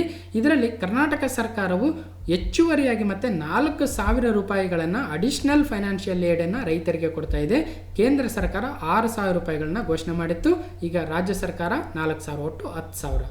ನೋಡಿ, ಪ್ರಧಾನಮಂತ್ರಿ ಕಿಸಾನ್ ಸಮ್ಮಾನ್ ಯೋಜನೆಯ ಅಡಿಯಲ್ಲಿ ಸಣ್ಣ ಮತ್ತು ಅತಿ ಸಣ್ಣ ರೈತರಿಗೆ ಕೇಂದ್ರ ಸರ್ಕಾರದ 6,000 ರೂಪಾಯಿಗಳ ಜೊತೆಗೆ ನಮ್ಮ ಸರ್ಕಾರವು 4,000 ರೂಪಾಯಿಗಳ ಹೆಚ್ಚುವರಿ ನೆರವನ್ನು ಘೋಷಿಸಿ ಈವರೆಗೆ ಸುಮಾರು 41 ಲಕ್ಷ ಬ್ಯಾಂಕ್ ಖಾತೆಗಳಿಗೆ 825 ಕೋಟಿ ರೂಪಾಯಿಗಳನ್ನು ವರ್ಗಾಯಿಸಲಾಗಿದೆ.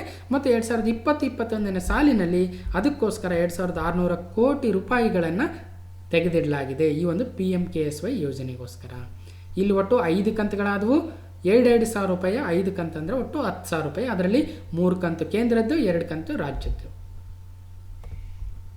7ನೇ ಕ್ವಶನ್ನು, ಬಜೆಟ್ನಲ್ಲಿ ಘೋಷಿಸಲಾಗಿರುವ ಸಂಚಾರಿ ಕೃಷಿ ಹೆಲ್ತ್ ಕ್ಲಿನಿಕ್, ಓಕೆ, ಏನು ಮೊಬೈಲ್ ಅಗ್ರಿಕಲ್ಚರಲ್ ಹೆಲ್ತ್ ಕ್ಲಿನಿಕ್ಗಳನ್ನು ಯಾವ ಉದ್ದೇಶಕ್ಕಾಗಿ ಸ್ಥಾಪನೆಯನ್ನು ಮಾಡ್ತಾ ಇದ್ದಾರೆ? What is the purpose of setting up mobile agricultural health clinics? ಏನು ಬಜೆಟಲ್ಲಿ ಅನೌನ್ಸ್ ಆಗಿದೆ, ಏನು ಉದ್ದೇಶ, ವಾಟ್ ಈಸ್ ದ ಪರ್ಪಸ್ ಅಂದರೆ,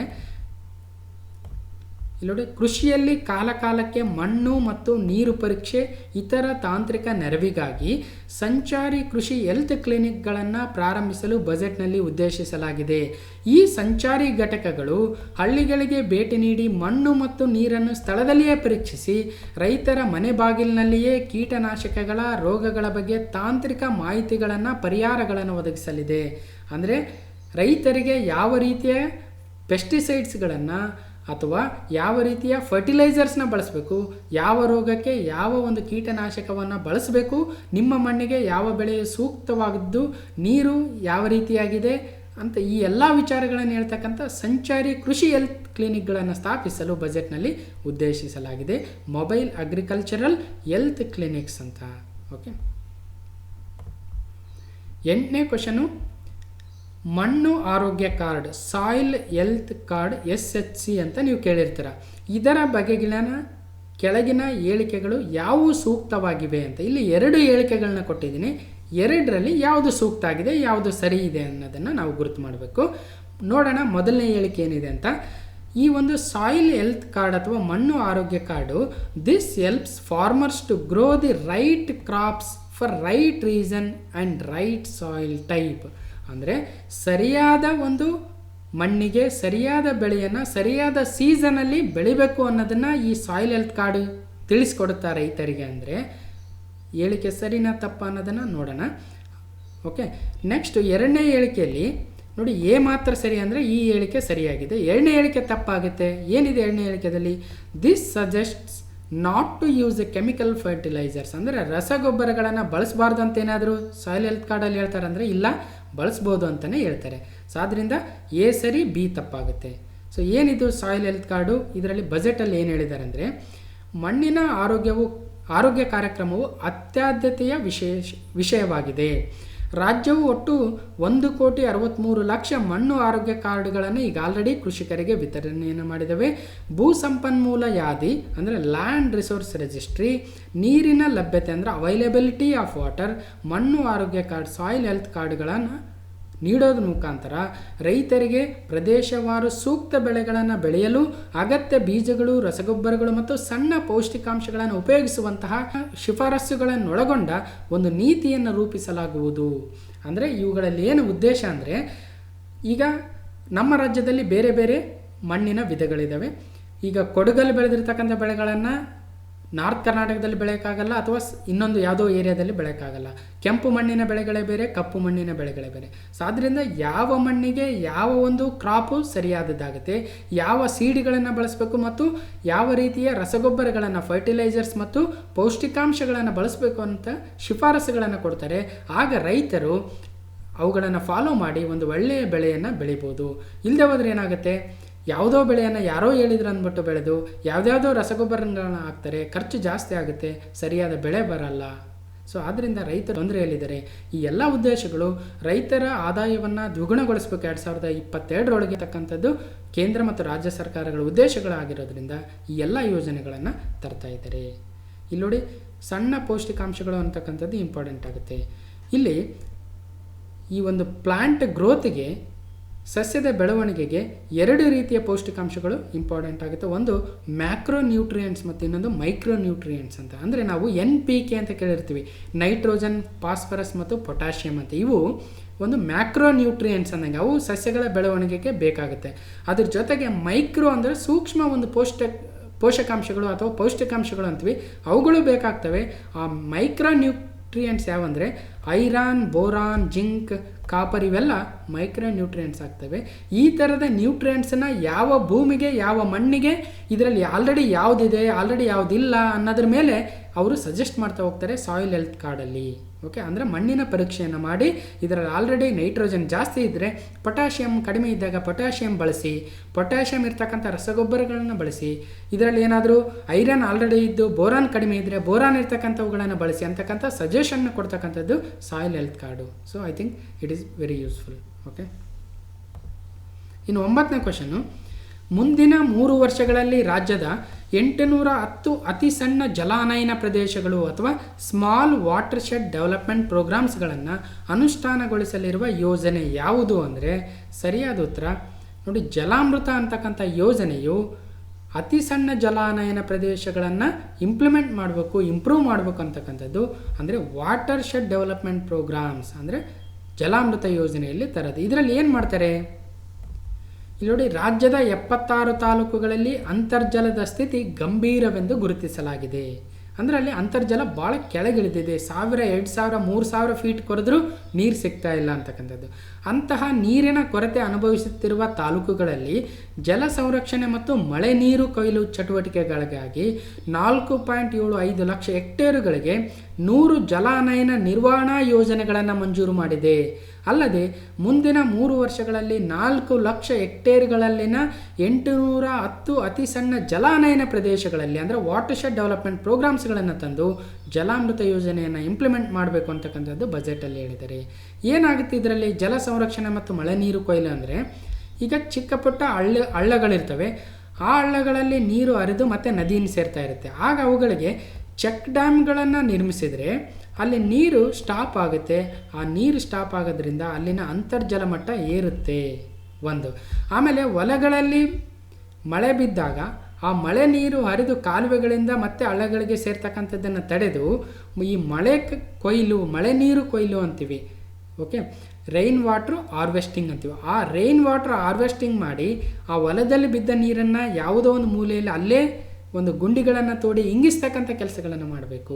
ಈ ಎಲ್ಲ ಯೋಜನೆಗಳು ಜಲಾಮೃತ ಯೋಜನೆಯಲ್ಲಿ ಬರ್ತವೆ. ಅದಕ್ಕೆ ಸರ್ಕಾರ ಬಜೆಟಲ್ಲಿ ಸುಮಾರು ಯೋಜನೆಗಳನ್ನು ತರ್ತಾ ಇದೆ.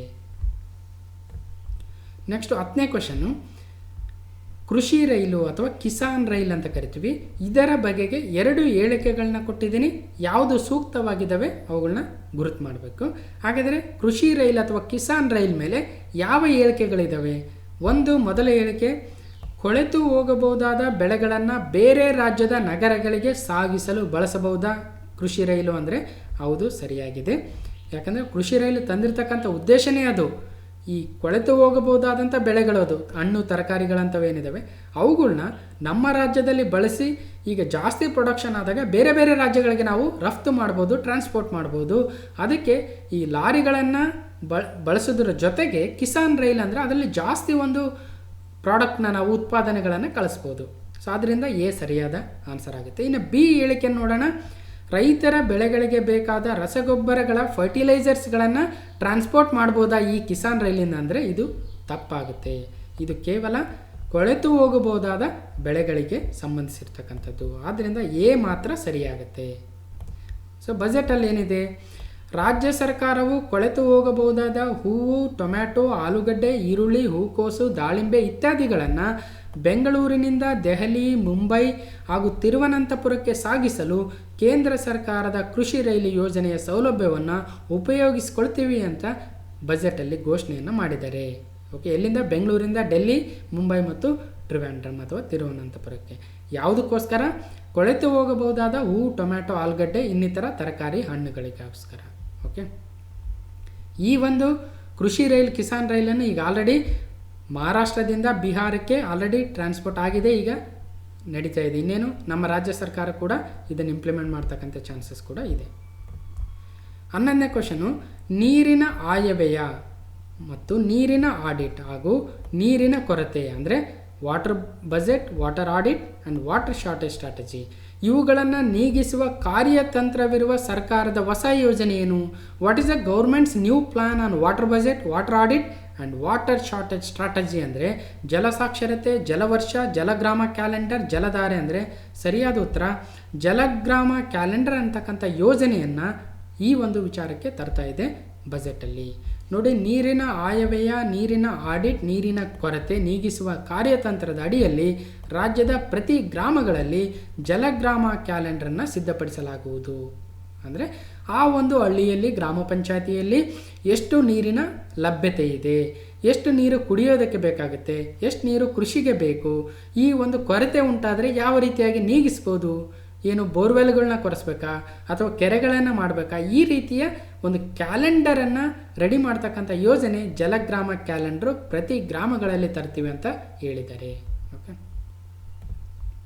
12ನೇ ಕ್ವಶನು, ದೇಶದಲ್ಲಿನ ಅಂತರ್ಜಲ ಮೂಲಗಳ ಸುಸ್ಥಿರ ನಿರ್ವಹಣೆ ಗುರಿ ಹೊಂದಿರುವ ಕೇಂದ್ರ ಸರ್ಕಾರದ ಯಾವ ಯೋಜನೆಯನ್ನು ನಮ್ಮ ರಾಜ್ಯದಲ್ಲಿ ಅನುಷ್ಠಾನಗೊಳಿಸಲು ಬಜೆಟ್ನಲ್ಲಿ ಘೋಷಿಸಿದ್ದಾರೆ? ಅಂದರೆ ಅಂತರ್ಜಲ ಮೂಲಗಳ ಸುಸ್ಥಿರ ನಿರ್ವಹಣೆ, sustainable management of ground water resources.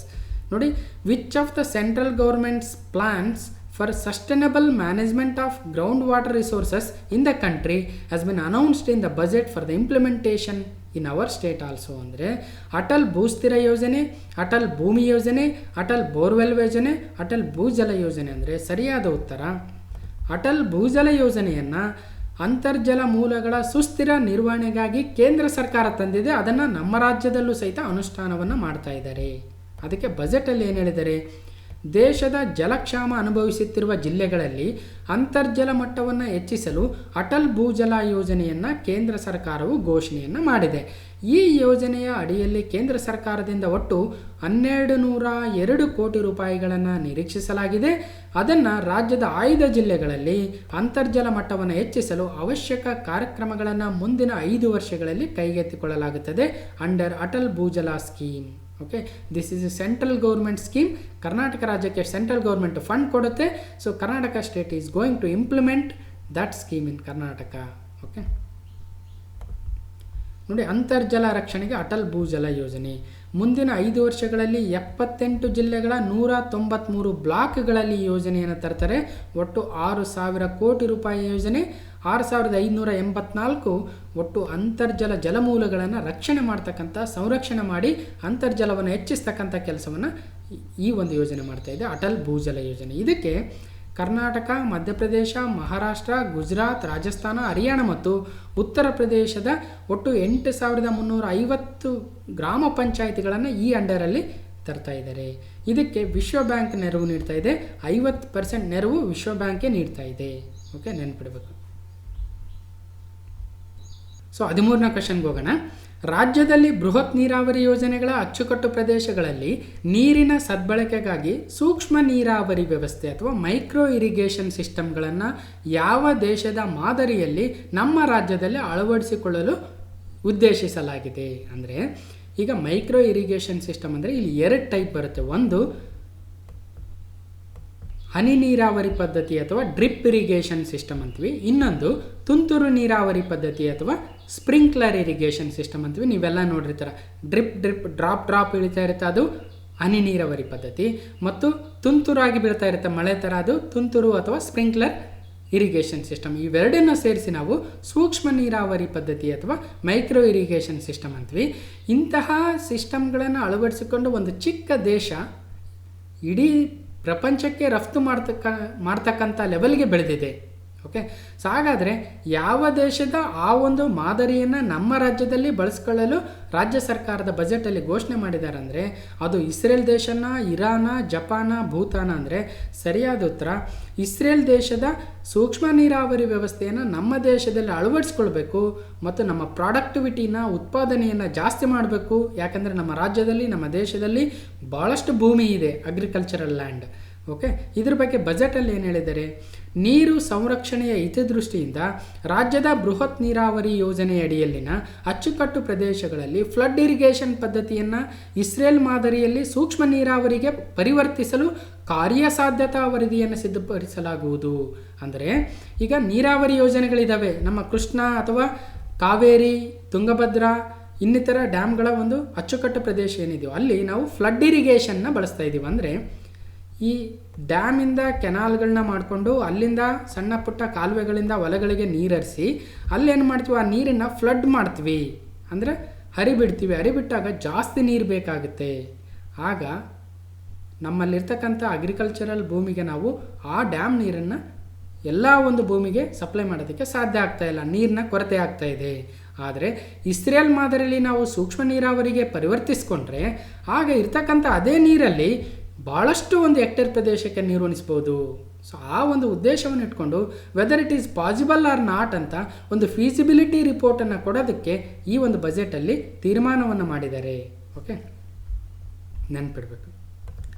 So next question number 14.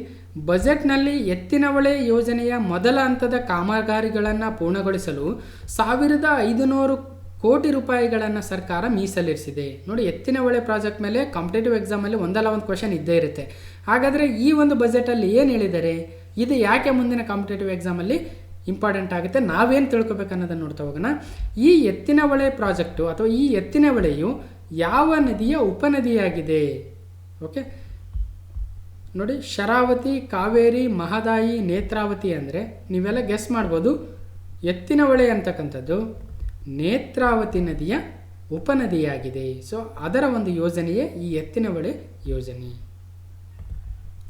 ಇದರಲ್ಲಿ ಏನಿದೆ ನೋಡಿ, ಕುಡಿಯುವ ನೀರಿನ ತೀವ್ರ ಅಭಾವ ಎದುರಿಸುತ್ತಿರುವ ರಾಜ್ಯದ ಹಾಸನ, ಚಿಕ್ಕಮಗಳೂರು, ತುಮಕೂರು, ಬೆಂಗಳೂರು ಗ್ರಾಮಾಂತರ, ರಾಮನಗರ, ಚಿಕ್ಕಬಳ್ಳಾಪುರ ಹಾಗೂ ಕೋಲಾರ ಹೀಗೆ 7 ಜಿಲ್ಲೆಗಳ ಶೀಘ್ರವಾಗಿ ಸುರಕ್ಷಿತ ಕುಡಿಯುವ ನೀರು ಒದಗಿಸುವ ಎತ್ತಿನಹೊಳೆ ಯೋಜನೆಗೆ ನಮ್ಮ ಸರ್ಕಾರವು ಆದ್ಯತೆ ನೀಡುತ್ತದೆ ಅಂತ ಹೇಳ್ತಾ ಇದ್ದಾರೆ. ಸದರಿ ಯೋಜನೆಯ ಮೊದಲನೇ ಅಂತ ಅಂದರೆ ಫಸ್ಟ್ ಸ್ಟೇಜ್ನ ಲಿಫ್ಟ್ ಕಾಂಪೋನೆಂಟ್ ಕಾಮಗಾರಿಗಳನ್ನು ಪೂರ್ಣಗೊಳಿಸಿ ಮುಂದಿನ ಮುಂಗಾರು ಹಂಗಾಮಿನಲ್ಲಿ ಪ್ರಾಯೋಗಿಕವಾಗಿ ಚಾಲನೆಗೊಳಿಸೋದಕ್ಕೆ 1500 ಕೋಟಿ ರೂಪಾಯಿಗಳನ್ನು ಒದಗಿಸಲಾಗುವುದು ಅಂತ ಹೇಳ್ತಾ ಇದ್ದಾರೆ. ಹಾಗಾದರೆ ಇದ್ರ ಮೇಲೆ ಇನ್ನೇನು ಪ್ರಶ್ನೆಗಳು ಬರ್ಬೋದು? ಫಸ್ಟ್ ಆಫ್ ಆಲ್, ಎತ್ತಿನಹೊಳೆ ಯೋಜನೆಯನ್ನು ಡಾಕ್ಟರ್ GS ಪರಮಶಿವಯ್ಯ ನೇತೃತ್ವದ ಸಮಿತಿ ವರದಿಯನ್ನು ಸಲ್ಲಿಸಿತ್ತು. ಅದರ ಆಧಾರದ ಮೇಲೆ ಈ ಒಂದು ಯೋಜನೆಯನ್ನು ತಂದಿರತಕ್ಕಂಥದ್ದು. ನೀವು ನೇತ್ರಾವತಿ ನದಿ ತಿರುವು ಯೋಜನೆ ಅಂತ ಕೇಳಿರ್ಬೋದು. ಸೊ ಓಕೆ, ಸೊ ಆ ಒಂದು ಯೋಜನೆಯನ್ನು ಸ್ವಲ್ಪ ಬದಲಾವಣೆಗಳೊಂದಿಗೆ ಕರ್ನಾಟಕ ಸರ್ಕಾರ ಎತ್ತಿನಹೊಳೆ ಯೋಜನೆಯನ್ನು ಜಾರಿಗೆ ತರ್ತಾ ಇದೆ. ಯಾವ ಯಾವ ಜಿಲ್ಲೆಗಳಿಗೆ ಅಂತ ಇಲ್ಲಿ ನೋಡಿದ್ವಿ, ಹಾಸನ, ಚಿಕ್ಕಮಗಳೂರು, ತುಮಕೂರು, ಕೋಲಾರ, ಚಿಕ್ಕಬಳ್ಳಾಪುರ, ಬೆಂಗಳೂರು ಗ್ರಾಮೀಣ ಮತ್ತು ರಾಮನಗರ ಜಿಲ್ಲೆಗಳಿಗೆ ಕುಡಿಯುವ ನೀರಿನ ಯೋಜನೆ ನೆನಪಿಡಬೇಕು. ಸೊ ಹಾಗಾದರೆ ಈ ಯೋಜನೆಯನ್ನು ಸ್ವಲ್ಪ ಗ್ಲಾನ್ಸ್ ಮಾಡೋದಾದರೆ ಇಲ್ಲಿ ನೋಡಿ, ನಮ್ಮ ರಾಜ್ಯದಲ್ಲಿ ಪೂರ್ವಕ್ಕೆ ಮತ್ತು ಪಶ್ಚಿಮಕ್ಕೆ ಹರಿಯುವ ನದಿಗಳಂತ ನೀವು ಕೇಳಿರ್ತೀರ. ಪಶ್ಚಿಮಕ್ಕೆ ಹರಿಯುವ ನದಿಗಳಲ್ಲಿ ಯಾವ್ಯಾವ ನದಿಗಳಂತ ನಿಮ್ಗೆ ಗೊತ್ತಿದೆ. ಶರಾವತಿ, ನೇತ್ರಾವತಿ, ಕಾಳಿ, ಅಗುನಾಶಿನಿ, ಗಂಗವಳ್ಳಿ ಇವೆಲ್ಲ ನದಿಗಳು ಪಶ್ಚಿಮಕ್ಕೆ ಹರಿದು ಅರಬ್ಬಿ ಸಮುದ್ರವನ್ನು ಸೇರ್ತವೆ. ಅಂತಹ ನದಿಗಳಲ್ಲಿ ಒಂದು ಗುಂಡ್ಯಾ ನದಿ ಅಂತಕ್ಕಂಥ ನದಿ ಇದೆ. ಅದು ಈ ನದಿಯು ಮುಂದೆ ಹೋಗಿ ಕುಮಾರಾಧಾರ ನದಿಯನ್ನು ಸೇರುತ್ತೆ.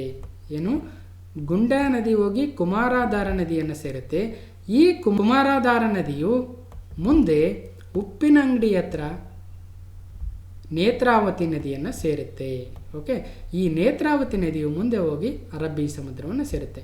ಏನು, ಗುಂಡ್ಯಾ ನದಿಯು ಕುಮಾರಾಧಾರ ನದಿಯನ್ನು ಸೇರುತ್ತೆ.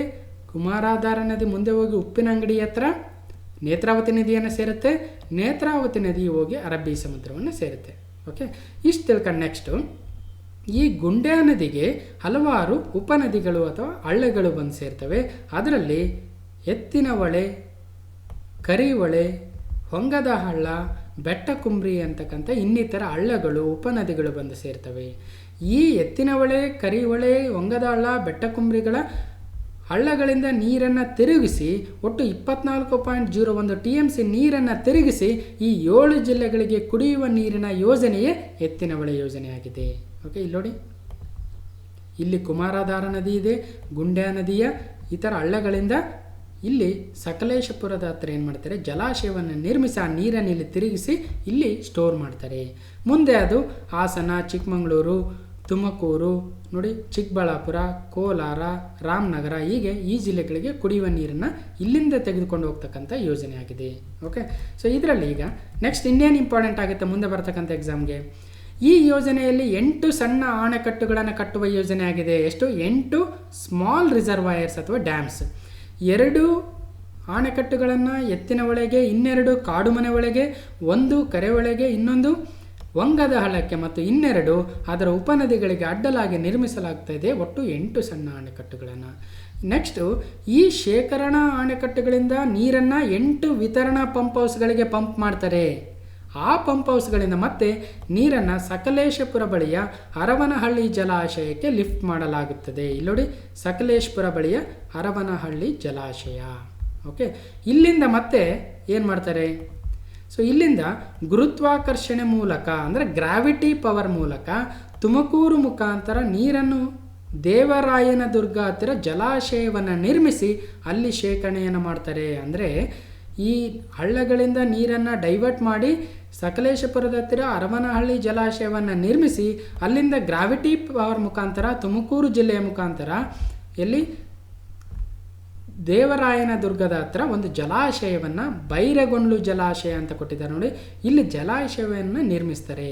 ಅಲ್ಲಿಂದ ನೀರನ್ನು ಮತ್ತೇನು ಮಾಡ್ತಾರೆ ನೋಡಿ, ಅಲ್ಲಿಂದ ನಂದಿ ಬೆಟ್ಟದ ವಿವಿಧ ನದಿಗಳ ಮೂಲಕ ನೀರನ್ನು ಹರಿಸಲಾಗುತ್ತದೆ ಬೇರೆ ಬೇರೆ ಜಿಲ್ಲೆಗಳಿಗೆ. ಸೊ ಅಂದರೆ ಈ ಒಂದು ಜಲಾಶಯದಿಂದ ಮತ್ತೆ ರಾಮನಗರ, ಕೋಲಾರ, ಚಿಕ್ಕಬಳ್ಳಾಪುರ ಬೇರೆ ಬೇರೆ ಜಿಲ್ಲೆಗಳಿಗೆ ನೀರನ್ನು ಹರಿಸ್ತಕ್ಕಂಥ ಯೋಜನೆ ಎತ್ತಿನ ಹೊಳೆ ಯೋಜನೆ ಆಗಿದೆ. ಇದರಲ್ಲಿ ಯಾವ ಕ್ವಶನ್ ಬೇಕಾದರೂ ಬರ್ಬೋದು. ಓಕೆ, ಅದಕ್ಕೋಸ್ಕರ ಇಷ್ಟು ಗ್ಲಾನ್ಸ್ ಆದರೂ ಮಾಡಬೇಕಾಗುತ್ತೆ. So next 15th question, Navali ಸಮಾನಾಂತರ ಜಲಾಶಯವನ್ನು ಕೆಳಗಿನ ಯಾವ ಅಣೆಕಟ್ಟಿಗೆ ನಿರ್ಮಿಸಲಾಗುವುದು? ಅಂದರೆ for which of the following dam a balancing reservoir ಅಥವಾ ಸಮಾನಾಂತರ ಜಲಾಶಯವನ್ನು is proposed in the budget? ಅಂದರೆ ಕೃಷ್ಣರಾಜಸಾಗರ, ಆಲಮಟ್ಟಿ, ತುಂಗಭದ್ರಾ, ನಾರಾಯಣಪುರ. ಅಂದರೆ ಸರಿಯಾದ ಉತ್ತರ ತುಂಗಭದ್ರಾ ಜಲಾಶಯಕ್ಕೆ ಅಥವಾ ತುಂಗಭದ್ರಾ ಅಥವಾ ಪಂಪಸಾಗರ ಅಂತ ಕರಿತೀವಿ. ಈ ಪಂಪಸಾಗರದಲ್ಲಿ ಹೂಳು ತುಂಬಿರೋದ್ರಿಂದ ಅದಕ್ಕೆ ಸಮಾನಾಂತರ ಜಲಾಶಯವನ್ನು ನವಲಿ ಹತ್ತಿರ ಅಂದರೆ ರಾಯಚೂರು ಜಿಲ್ಲೆಯ ಲಿಂಗಸಗೂರು ತಾಲೂಕಿನ ನವಲಿ ಹತ್ತಿರ ಸಮಾನಾಂತರ ಜಲಾಶಯವನ್ನು ಅಥವಾ ಬ್ಯಾಲೆನ್ಸಿಂಗ್ ರಿಸರ್ವಾಯರನ್ನು ಸ್ಥಾಪನೆ ಮಾಡಬೇಕು ಅನ್ನೋ ಉದ್ದೇಶವನ್ನು ಇಟ್ಕೊಂಡಿದ್ದಾರೆ. ಇನ್ನು ನಮಗೆಲ್ಲ ಗೊತ್ತಿದೆ ಕೃಷ್ಣರಾಜಸಾಗರ ಕಾವೇರಿ ನದಿಗೆ, ಆಲಮಟ್ಟಿ ಅಥವಾ ಲಾಲ್ ಬಹದ್ದೂರ್ ಶಾಸ್ತ್ರಿ ಸಾಗರ ಅಂತ ಕರಿತೀವಿ ಕೃಷ್ಣಾ ನದಿಗೆ ಒಂದು ಡ್ಯಾಮ್ ಕಟ್ಟಿರ್ತಕ್ಕಂಥದ್ದು. ಇನ್ನು ನಾರಾಯಣಪುರ ಡ್ಯಾಮ್ ಅಥವಾ ಬಸವಸಾಗರವು ಕೂಡ ಕೃಷ್ಣಾ ನದಿಗೆ ಕಟ್ಟಿರ್ತಕ್ಕಂಥದ್ದು. ಓಕೆ, ಸೊ ಇದು ಯಾಕೆ ಬಜೆಟಲ್ಲಿ ಬಂದಿದೆ ಅಂದರೆ ತುಂಗಭದ್ರಾ ಜಲಾಶಯದಲ್ಲಿ ಹೂಳು ತುಂಬಿರುವುದರಿಂದ ಪೂರ್ಣ ಪ್ರಮಾಣದ ನೀರನ್ನು ಶೇಖರಣೆ ಮಾಡಲು ಸಾಧ್ಯವಾಗುತ್ತಿಲ್ಲ. ಅಂದರೆ ಈಗ ತುಂಗಭದ್ರಾ ಡ್ಯಾಮಲ್ಲಿ ಎಷ್ಟು ಕೆಪಬಿಲಿಟಿ ಇತ್ತು, ಕೆಪಾಸಿಟಿ, ವಾಟರ್ ಹೋಲ್ಡಿಂಗ್ ಕೆಪಾಸಿಟಿ ಸುಮಾರು 153 TMC ನೀರು ಹೋಲ್ಡಿಂಗ್ ಕೆಪಬಿಲಿಟಿ ಇತ್ತು ಸ್ಟಾರ್ಟಿಂಗಲ್ಲಿ ತುಂಗಭದ್ರಾ ಜಲಾಶಯದಲ್ಲಿ. ಆದರೆ ಈಗ ಜಾಸ್ತಿ ಹೂಳು ತುಂಬಿರೋದ್ರಿಂದ ಕೇವಲ 100 TMC ನೀರು ಮಾತ್ರ ಹೋಲ್ಡ್ ಆಗ್ತಾ ಇದೆ.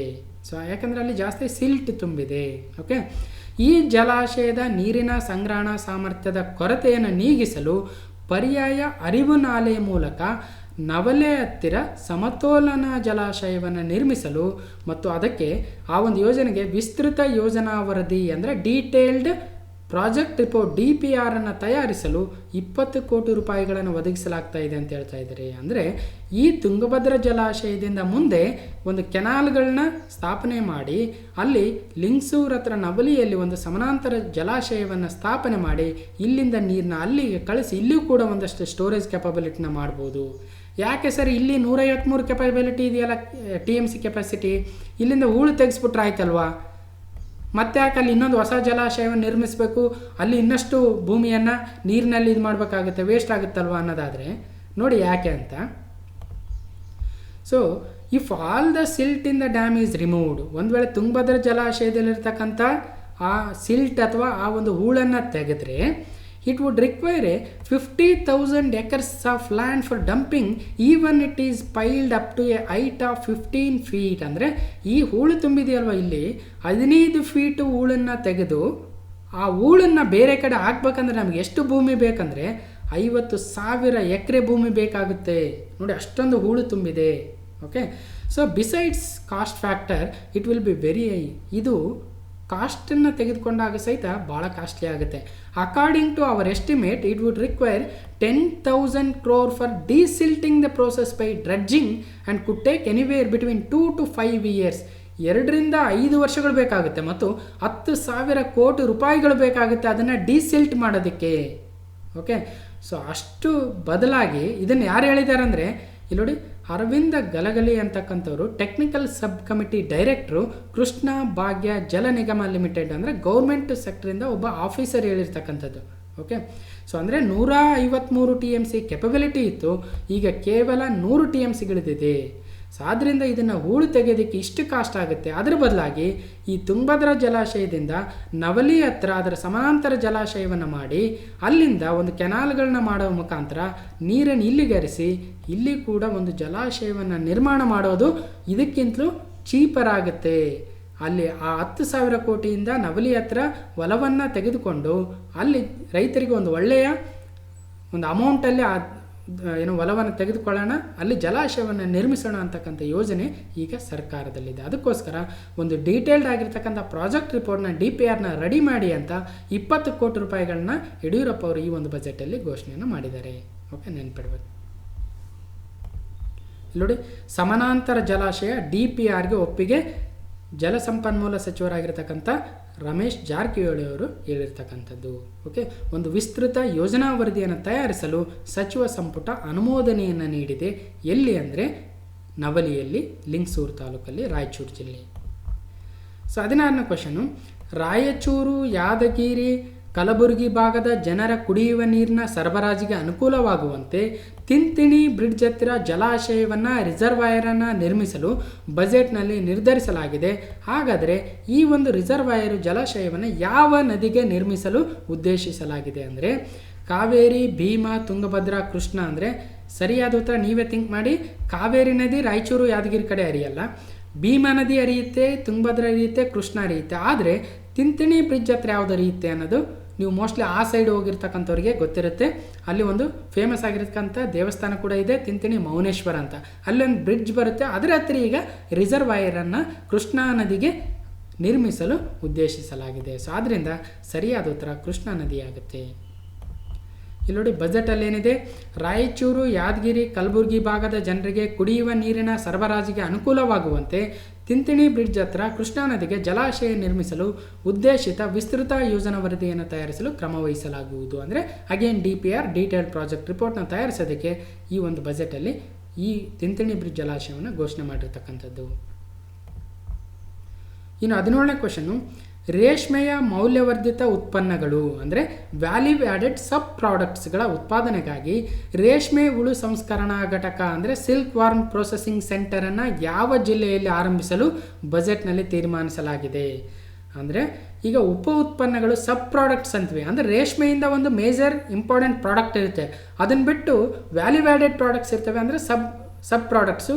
ಅವುಗಳ ಒಂದು ಮೌಲ್ಯವರ್ಧನೆಗೆ ಒಂದು ಘಟಕವನ್ನು ಸ್ಥಾಪನೆ ಮಾಡಬೇಕು ಅಂದರೆ ಅದು ರೇಷ್ಮೆ ಹುಳು ಸಂಸ್ಕರಣಾ ಘಟಕ ಅಥವಾ ಸಿಲ್ಕ್ ವಾರ್ಮ್ ಪ್ರೊಸೆಸಿಂಗ್ ಸೆಂಟರನ್ನು ಯಾವ ಜಿಲ್ಲೆಯಲ್ಲಿ ಆರಂಭಿಸೋದಕ್ಕೆ ಬಜೆಟಲ್ಲಿ ಹೇಳಿದ್ದಾರೆ ಅಂದರೆ ರಾಮನಗರ, ಮಂಡ್ಯ, ಚಿಕ್ಕಬಳ್ಳಾಪುರ, ಬೆಂಗಳೂರು ಗ್ರಾಮಾಂತರ. ಅಂದರೆ ನಿಮಗೆಲ್ಲ ಗೆಸ್ ಮಾಡಿರ್ತೀರ, ರಾಮನಗರದಲ್ಲಿ ಈ ಒಂದು ಸಿಲ್ಕ್ ವಾರ್ಮ್ ಪ್ರೊಸೆಸಿಂಗ್ ಸೆಂಟರನ್ನು ಸ್ಥಾಪನೆ ಮಾಡಲು ಉದ್ದೇಶವನ್ನು ಮಾಡಲಾಗಿದೆ. ಯಾಕಂದರೆ ರಾಮನಗರ ಸುತ್ತಮುತ್ತಲ ಪ್ರದೇಶಗಳಲ್ಲಿ ರೇಷ್ಮೆಯನ್ನು ಜಾಸ್ತಿ ಬೆಳೀತಾರೆ.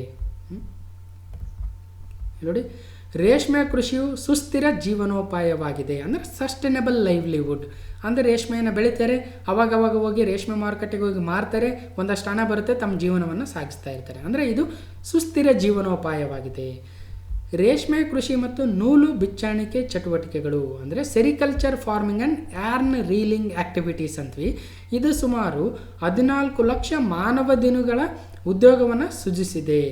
ರಾಷ್ಟ್ರೀಯ ಕಚ್ಚಾ ರೇಷ್ಮೆ ಉತ್ಪಾದನೆಯಲ್ಲಿ ನಮ್ಮ ರಾಜ್ಯವು 46% ಪಾಲನ್ನು ಹೊಂದಿರುತ್ತದೆ. ಅಂದರೆ ಅತಿ ಹೆಚ್ಚು ರೇಷ್ಮೆಯನ್ನು ಉತ್ಪಾದಿಸ್ತಕ್ಕಂಥ ರಾಜ್ಯಗಳಲ್ಲಿ ನಮ್ಮ ರಾಜ್ಯವೇ ಮುಂದಿದೆ. ಓಕೆ, ಇದನ್ನು ಇನ್ನೂ ಹೆಚ್ಚಿಸುವ ಧ್ಯೇಯ ನಮ್ಮ ಕರ್ನಾಟಕದ್ದಾಗಿದೆ. ಅದಕ್ಕೋಸ್ಕರ ನಮ್ಮ ಸರ್ಕಾರವು ಪ್ರತಿದಿನ 30ರಿಂದ 32 ಮೆಟ್ರಿಕ್ ಟನ್ ರೇಷ್ಮೆ ಪೊರೆ ಹುಳುವನ್ನು ಸಂಸ್ಕರಿಸಲು ಮೌಲ್ಯವರ್ಧಿತ ಉಪ ಉತ್ಪನ್ನಗಳ ಉತ್ಪಾದನೆಗಾಗಿ ರಾಮನಗರ ಜಿಲ್ಲೆಯಲ್ಲಿ ಕಣ್ವಾ ಫಾರ್ಮ್ನಲ್ಲಿ, ನೆನ್ಪಿಡಬೇಕು, ರಾಮನಗರ ಜಿಲ್ಲೆಯ ಕಣ್ವಾ ಫಾರ್ಮ್ನಲ್ಲಿ ಸಾರ್ವಜನಿಕ ಖಾಸಗಿ ಸಹಭಾಗಿತ್ವ PPP ಅಂಡರಲ್ಲಿ ರೇಷ್ಮೆ ಹುಳು ಸಂಸ್ಕರಣಾ ಘಟಕವನ್ನು ಸಿಲ್ಕ್ ವಾರ್ಮ್ ಪ್ರೊಸೆಸಿಂಗ್ ಸೆಂಟರನ್ನು ಸ್ಥಾಪನೆ ಮಾಡಲು ಉದ್ದೇಶವನ್ನು ಮಾಡಲಾಗಿದೆ. ಓಕೆ, 18ನೇ ಕ್ವಶನು, ಈ ಬಜೆಟ್ನಲ್ಲಿ ಘೋಷಿಸಿರುವ ಕರ್ನಾಟಕ ಮತ್ಸ್ಯ ವಿಕಾಸ ಯೋಜನೆ, ನೆನ್ಪಿಡಬೇಕು, ಕರ್ನಾಟಕ ಮತ್ಸ್ಯ ವಿಕಾಸ ಯೋಜನೆಯ ಉದ್ದೇಶವೇನು? ಏನು ಈ ಒಂದು ಯೋಜನೆಯನ್ನು ಮೀನುಗಾರರಿಗೆ ಸಾಲವನ್ನು ಮನ್ನಾ ಮಾಡ್ತಕ್ಕಂಥದ್ದ ಅಥವಾ ಹೇಳಿಕೆ ಬಿ ಯಲ್ಲಿ ಮೀನುಗಾರರು ಆಧುನಿಕ ಮೀನುಗಾರಿಕಾ ತಾಂತ್ರಿಕತೆಗಳನ್ನು ಅಂದರೆ ನ್ಯೂ ಟೆಕ್ನಾಲಜೀಸ್ನ ಫಿಶಿಂಗಲ್ಲಿ ಬಳಸೋದಕ್ಕೆ ಅಳವಡಿಸಿಕೊಳ್ಳುವಂತೆ ಅವ್ರನ್ನ ಪ್ರೋತ್ಸಾಹಿಸೋದಾ ಈ ಒಂದು ಕರ್ನಾಟಕ ಮತ್ಸ್ಯ ವಿಕಾಸ ಯೋಜನೆಯ ಉದ್ದೇಶ ಅಂದರೆ ಸರಿಯಾದ ಉತ್ತರ ಯಾವುದಾಗುತ್ತೆ ನೋಡಿ, ಬಿ ಮಾತ್ರ ಸರಿಯಾಗುತ್ತೆ. ಅಂದರೆ ಮೀನುಗಾರರು ಆಧುನಿಕ ಮೀನುಗಾರಿಕಾ ತಾಂತ್ರಿಕತೆಗಳನ್ನು ಅಳವಡಿಸಿಕೊಳ್ಳುವಂತೆ ಪ್ರೋತ್ಸಾಹವನ್ನು ನೀಡ್ತಕ್ಕಂಥ ಯೋಜನೆಯೇ ಕರ್ನಾಟಕ ಮತ್ಸ್ಯ ವಿಕಾಸ ಯೋಜನೆಯಾಗಿದೆ.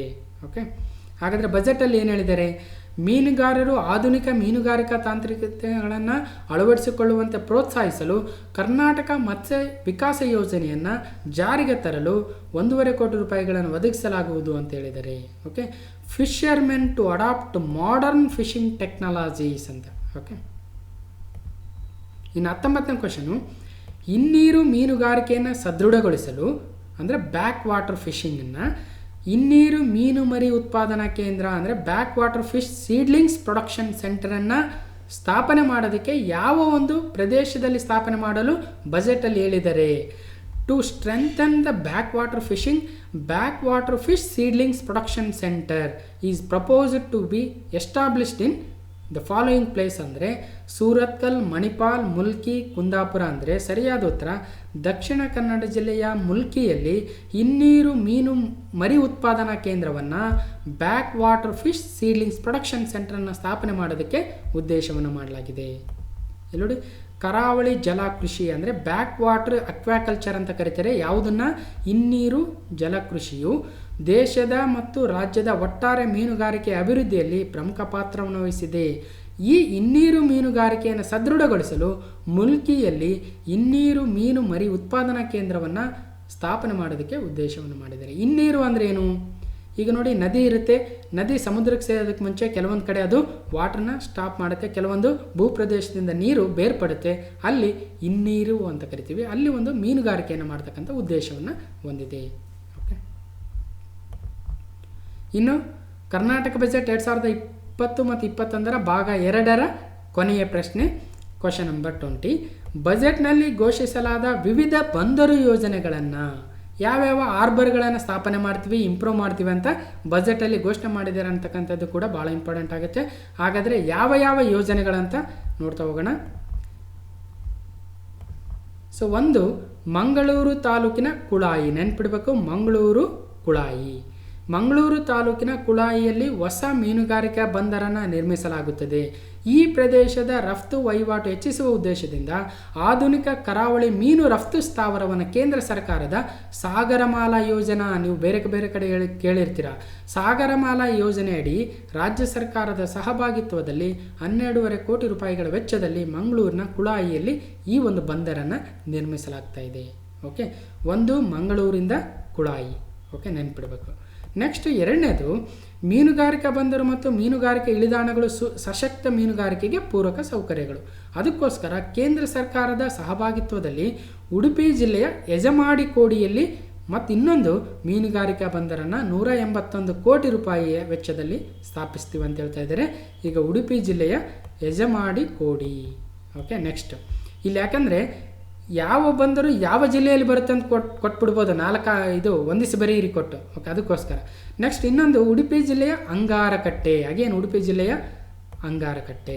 ಓಕೆ, ಇಲ್ಲೂ ಸಹಿತ ಒಂದು ಬಂದರನ್ನು ಅಭಿವೃದ್ಧಿಪಡಿಸ್ತೀವಿ ಅಂತ ಹೇಳ್ತಾ ಇದ್ದಾರೆ. ನೆಕ್ಸ್ಟು ಉತ್ತರ ಕನ್ನಡ ಜಿಲ್ಲೆಯ ಕಾರವಾರ ಮೀನುಗಾರಿಕಾ ಒಂದು ಬಂದರನ್ನು ಕೂಡ ಅಭಿವೃದ್ಧಿಪಡಿಸ್ತೀವಿ ಅಂತ ಹೇಳ್ತಾ ಇದ್ದಾರೆ. ಇಲ್ಲಿ ಉತ್ತರ ಕನ್ನಡದ ಯಾವುದು? ಕಾರವಾರ. ಸೊ ಇದು ಫೇಮಸ್ಸು, ನೆನಪಿರುತ್ತೆ. ನೆಕ್ಸ್ಟ್ ಇನ್ಯಾವ ಹೇಳಿದ್ದಾರೆ? ಉತ್ತರ ಕನ್ನಡ ಜಿಲ್ಲೆಯ ತೆಂಗಿನಗುಂಡಿ ಬಂದರಿನ ಅಳಿವೆ ಹೂಳೆತ್ತುವ ಕಾಮಗಾರಿಗೂ ಸಹಿತ ಒಂದು ಅಮೌಂಟನ್ನು ಕೊಟ್ಟಿದ್ದಾರೆ. ಓಕೆ, ನೆಕ್ಸ್ಟು ಅಗೇನ್ ಉಡುಪಿ ಜಿಲ್ಲೆಯ ಬೈಂದೂರು ತಾಲೂಕಿನ ಮರವಂತೆಯಲ್ಲಿ ನಿರ್ಮಿಸುತ್ತಿರುವ ಹೊರ ಬಂದರಿನ 2ನೇ ಹಂತದ ಕಾಮಗಾರಿಗಳಿಗೆ 85 ಕೋಟಿ ರೂಪಾಯಿ. ನೆಕ್ಸ್ಟ್ ಅಗೇನ್ ಉಡುಪಿ ಜಿಲ್ಲೆಯ ಕೊಡೇರಿ ಮೀನುಗಾರಿಕಾ ಬಂದರು, ಇಲ್ಲೋಡಿ ಉಡುಪಿ ಜಿಲ್ಲೆಯ ಮರವಂತೆ, ಕೊಡೇರಿ. ಓಕೆ, ಅದೇ ಥರ ಉತ್ತರ ಕನ್ನಡ ತೆಂಗಿನಗುಂಡಿ ಮತ್ತು ಕಾರವಾರ ನೆನ್ಪಿಡ್ಬೇಕು. ಓಕೆ, ಸೊ ಹೀಗೆ 2020-21ನೇ ಸಾಲಿನ ಬಜೆಟ್ನ 20 ಪ್ರಮುಖ ಪ್ರಶ್ನೆಗಳನ್ನು ನೋಡಿದ್ವಿ. ಒಟ್ಟು 41 ಪ್ರಶ್ನೆಗಳಾದವು. ಓಕೆ, ಸೊ ಇಲ್ಲಿ ನಾನು ಮತ್ತೆ ಗ್ಲಾನ್ಸ್ ಮಾಡೋದಾದರೆ ಕರೆಂಟ್ ಇವೆಂಟ್ಸು ನೋಡ್ಕೊಂಡ್ವಿ. ಬಜೆಟಲ್ಲಿ 2 ಭಾಗ ಆಯಿತು, ಇನ್ನೊಂದು ಭಾಗ ಮತ್ತೆ ಮಾಡಿ ನಾನು ಅಪ್ಲೋಡ್ ಮಾಡ್ತೀನಿ. ಎಕನಾಮಿಕ್ ಸರ್ವೇದಲ್ಲಿ 4 ಭಾಗ ಆಗಿದೆ. 5ನೇ ಭಾಗವನ್ನು ಇನ್ನೊಂದು 2 ದಿನದಲ್ಲಿ ಡೆಫಿನೆಟ್ಲಿ ಅಪ್ಲೋಡ್ ಮಾಡ್ತೀನಿ. ಎನ್ವಿರಾನ್ಮೆಂಟ್ ಆ್ಯಂಡ್ ಎಕಾಲಜಿಲಿ 2 ಪಾರ್ಟ್ ಆಗಿದೆ, ಇನ್ನೊಂದು ಪಾರ್ಟ್ನೂ ಅಪ್ಲೋಡ್ ಮಾಡ್ತೀನಿ. ಮತ್ತು FDA STA ಪ್ರಶ್ನೆ ಪತ್ರಿಕೆಗಳನ್ನು ಸಾಲ್ವ್ ಮಾಡಿದ್ದೀನಿ. ಹೀಗೆ ಒಟ್ಟು 986 ಪ್ರಶ್ನೆಗಳನ್ನು ನಾವು ನೋಡ್ಕೊಂಡಂಗಾಯಿತು. ಸೊ ಇನ್ನೇನು ಕೇವಲ 8 ದಿನಗಳು ಬಾಕಿ ಇದೆ KS ಎಕ್ಸಾಮ್ಗೆ. ಚೆನ್ನಾಗಿ ಪ್ರಿಪೇರ್ ಆಗಿ ಇನ್ನೊಂದು ಸಲ ರಿವಿಷನ್ ಮಾಡ್ಕೊಳ್ಳಿ ಅಂತ ಹೇಳ್ತಾ, ಇನ್ನೊಂದು ಸಲ ನಿಮಗೆಲ್ಲ ಗುಡ್ ಲಕ್ ಹೇಳ್ತಾ, ಈ ವಿಡಿಯೋವನ್ನು ಕಂಪ್ಲೀಟಾಗಿ ನೋಡಿರ್ತಕ್ಕಂಥ ಎಲ್ರಿಗೂ ಧನ್ಯವಾದಗಳು. ಮತ್ತೆ ಮುಂದಿನ ವಿಡಿಯೋದಲ್ಲಿ ಸಿಗ್ತೀನಿ ಅಂತ ಹೇಳ್ತಾ, ಥ್ಯಾಂಕ್ ಯು.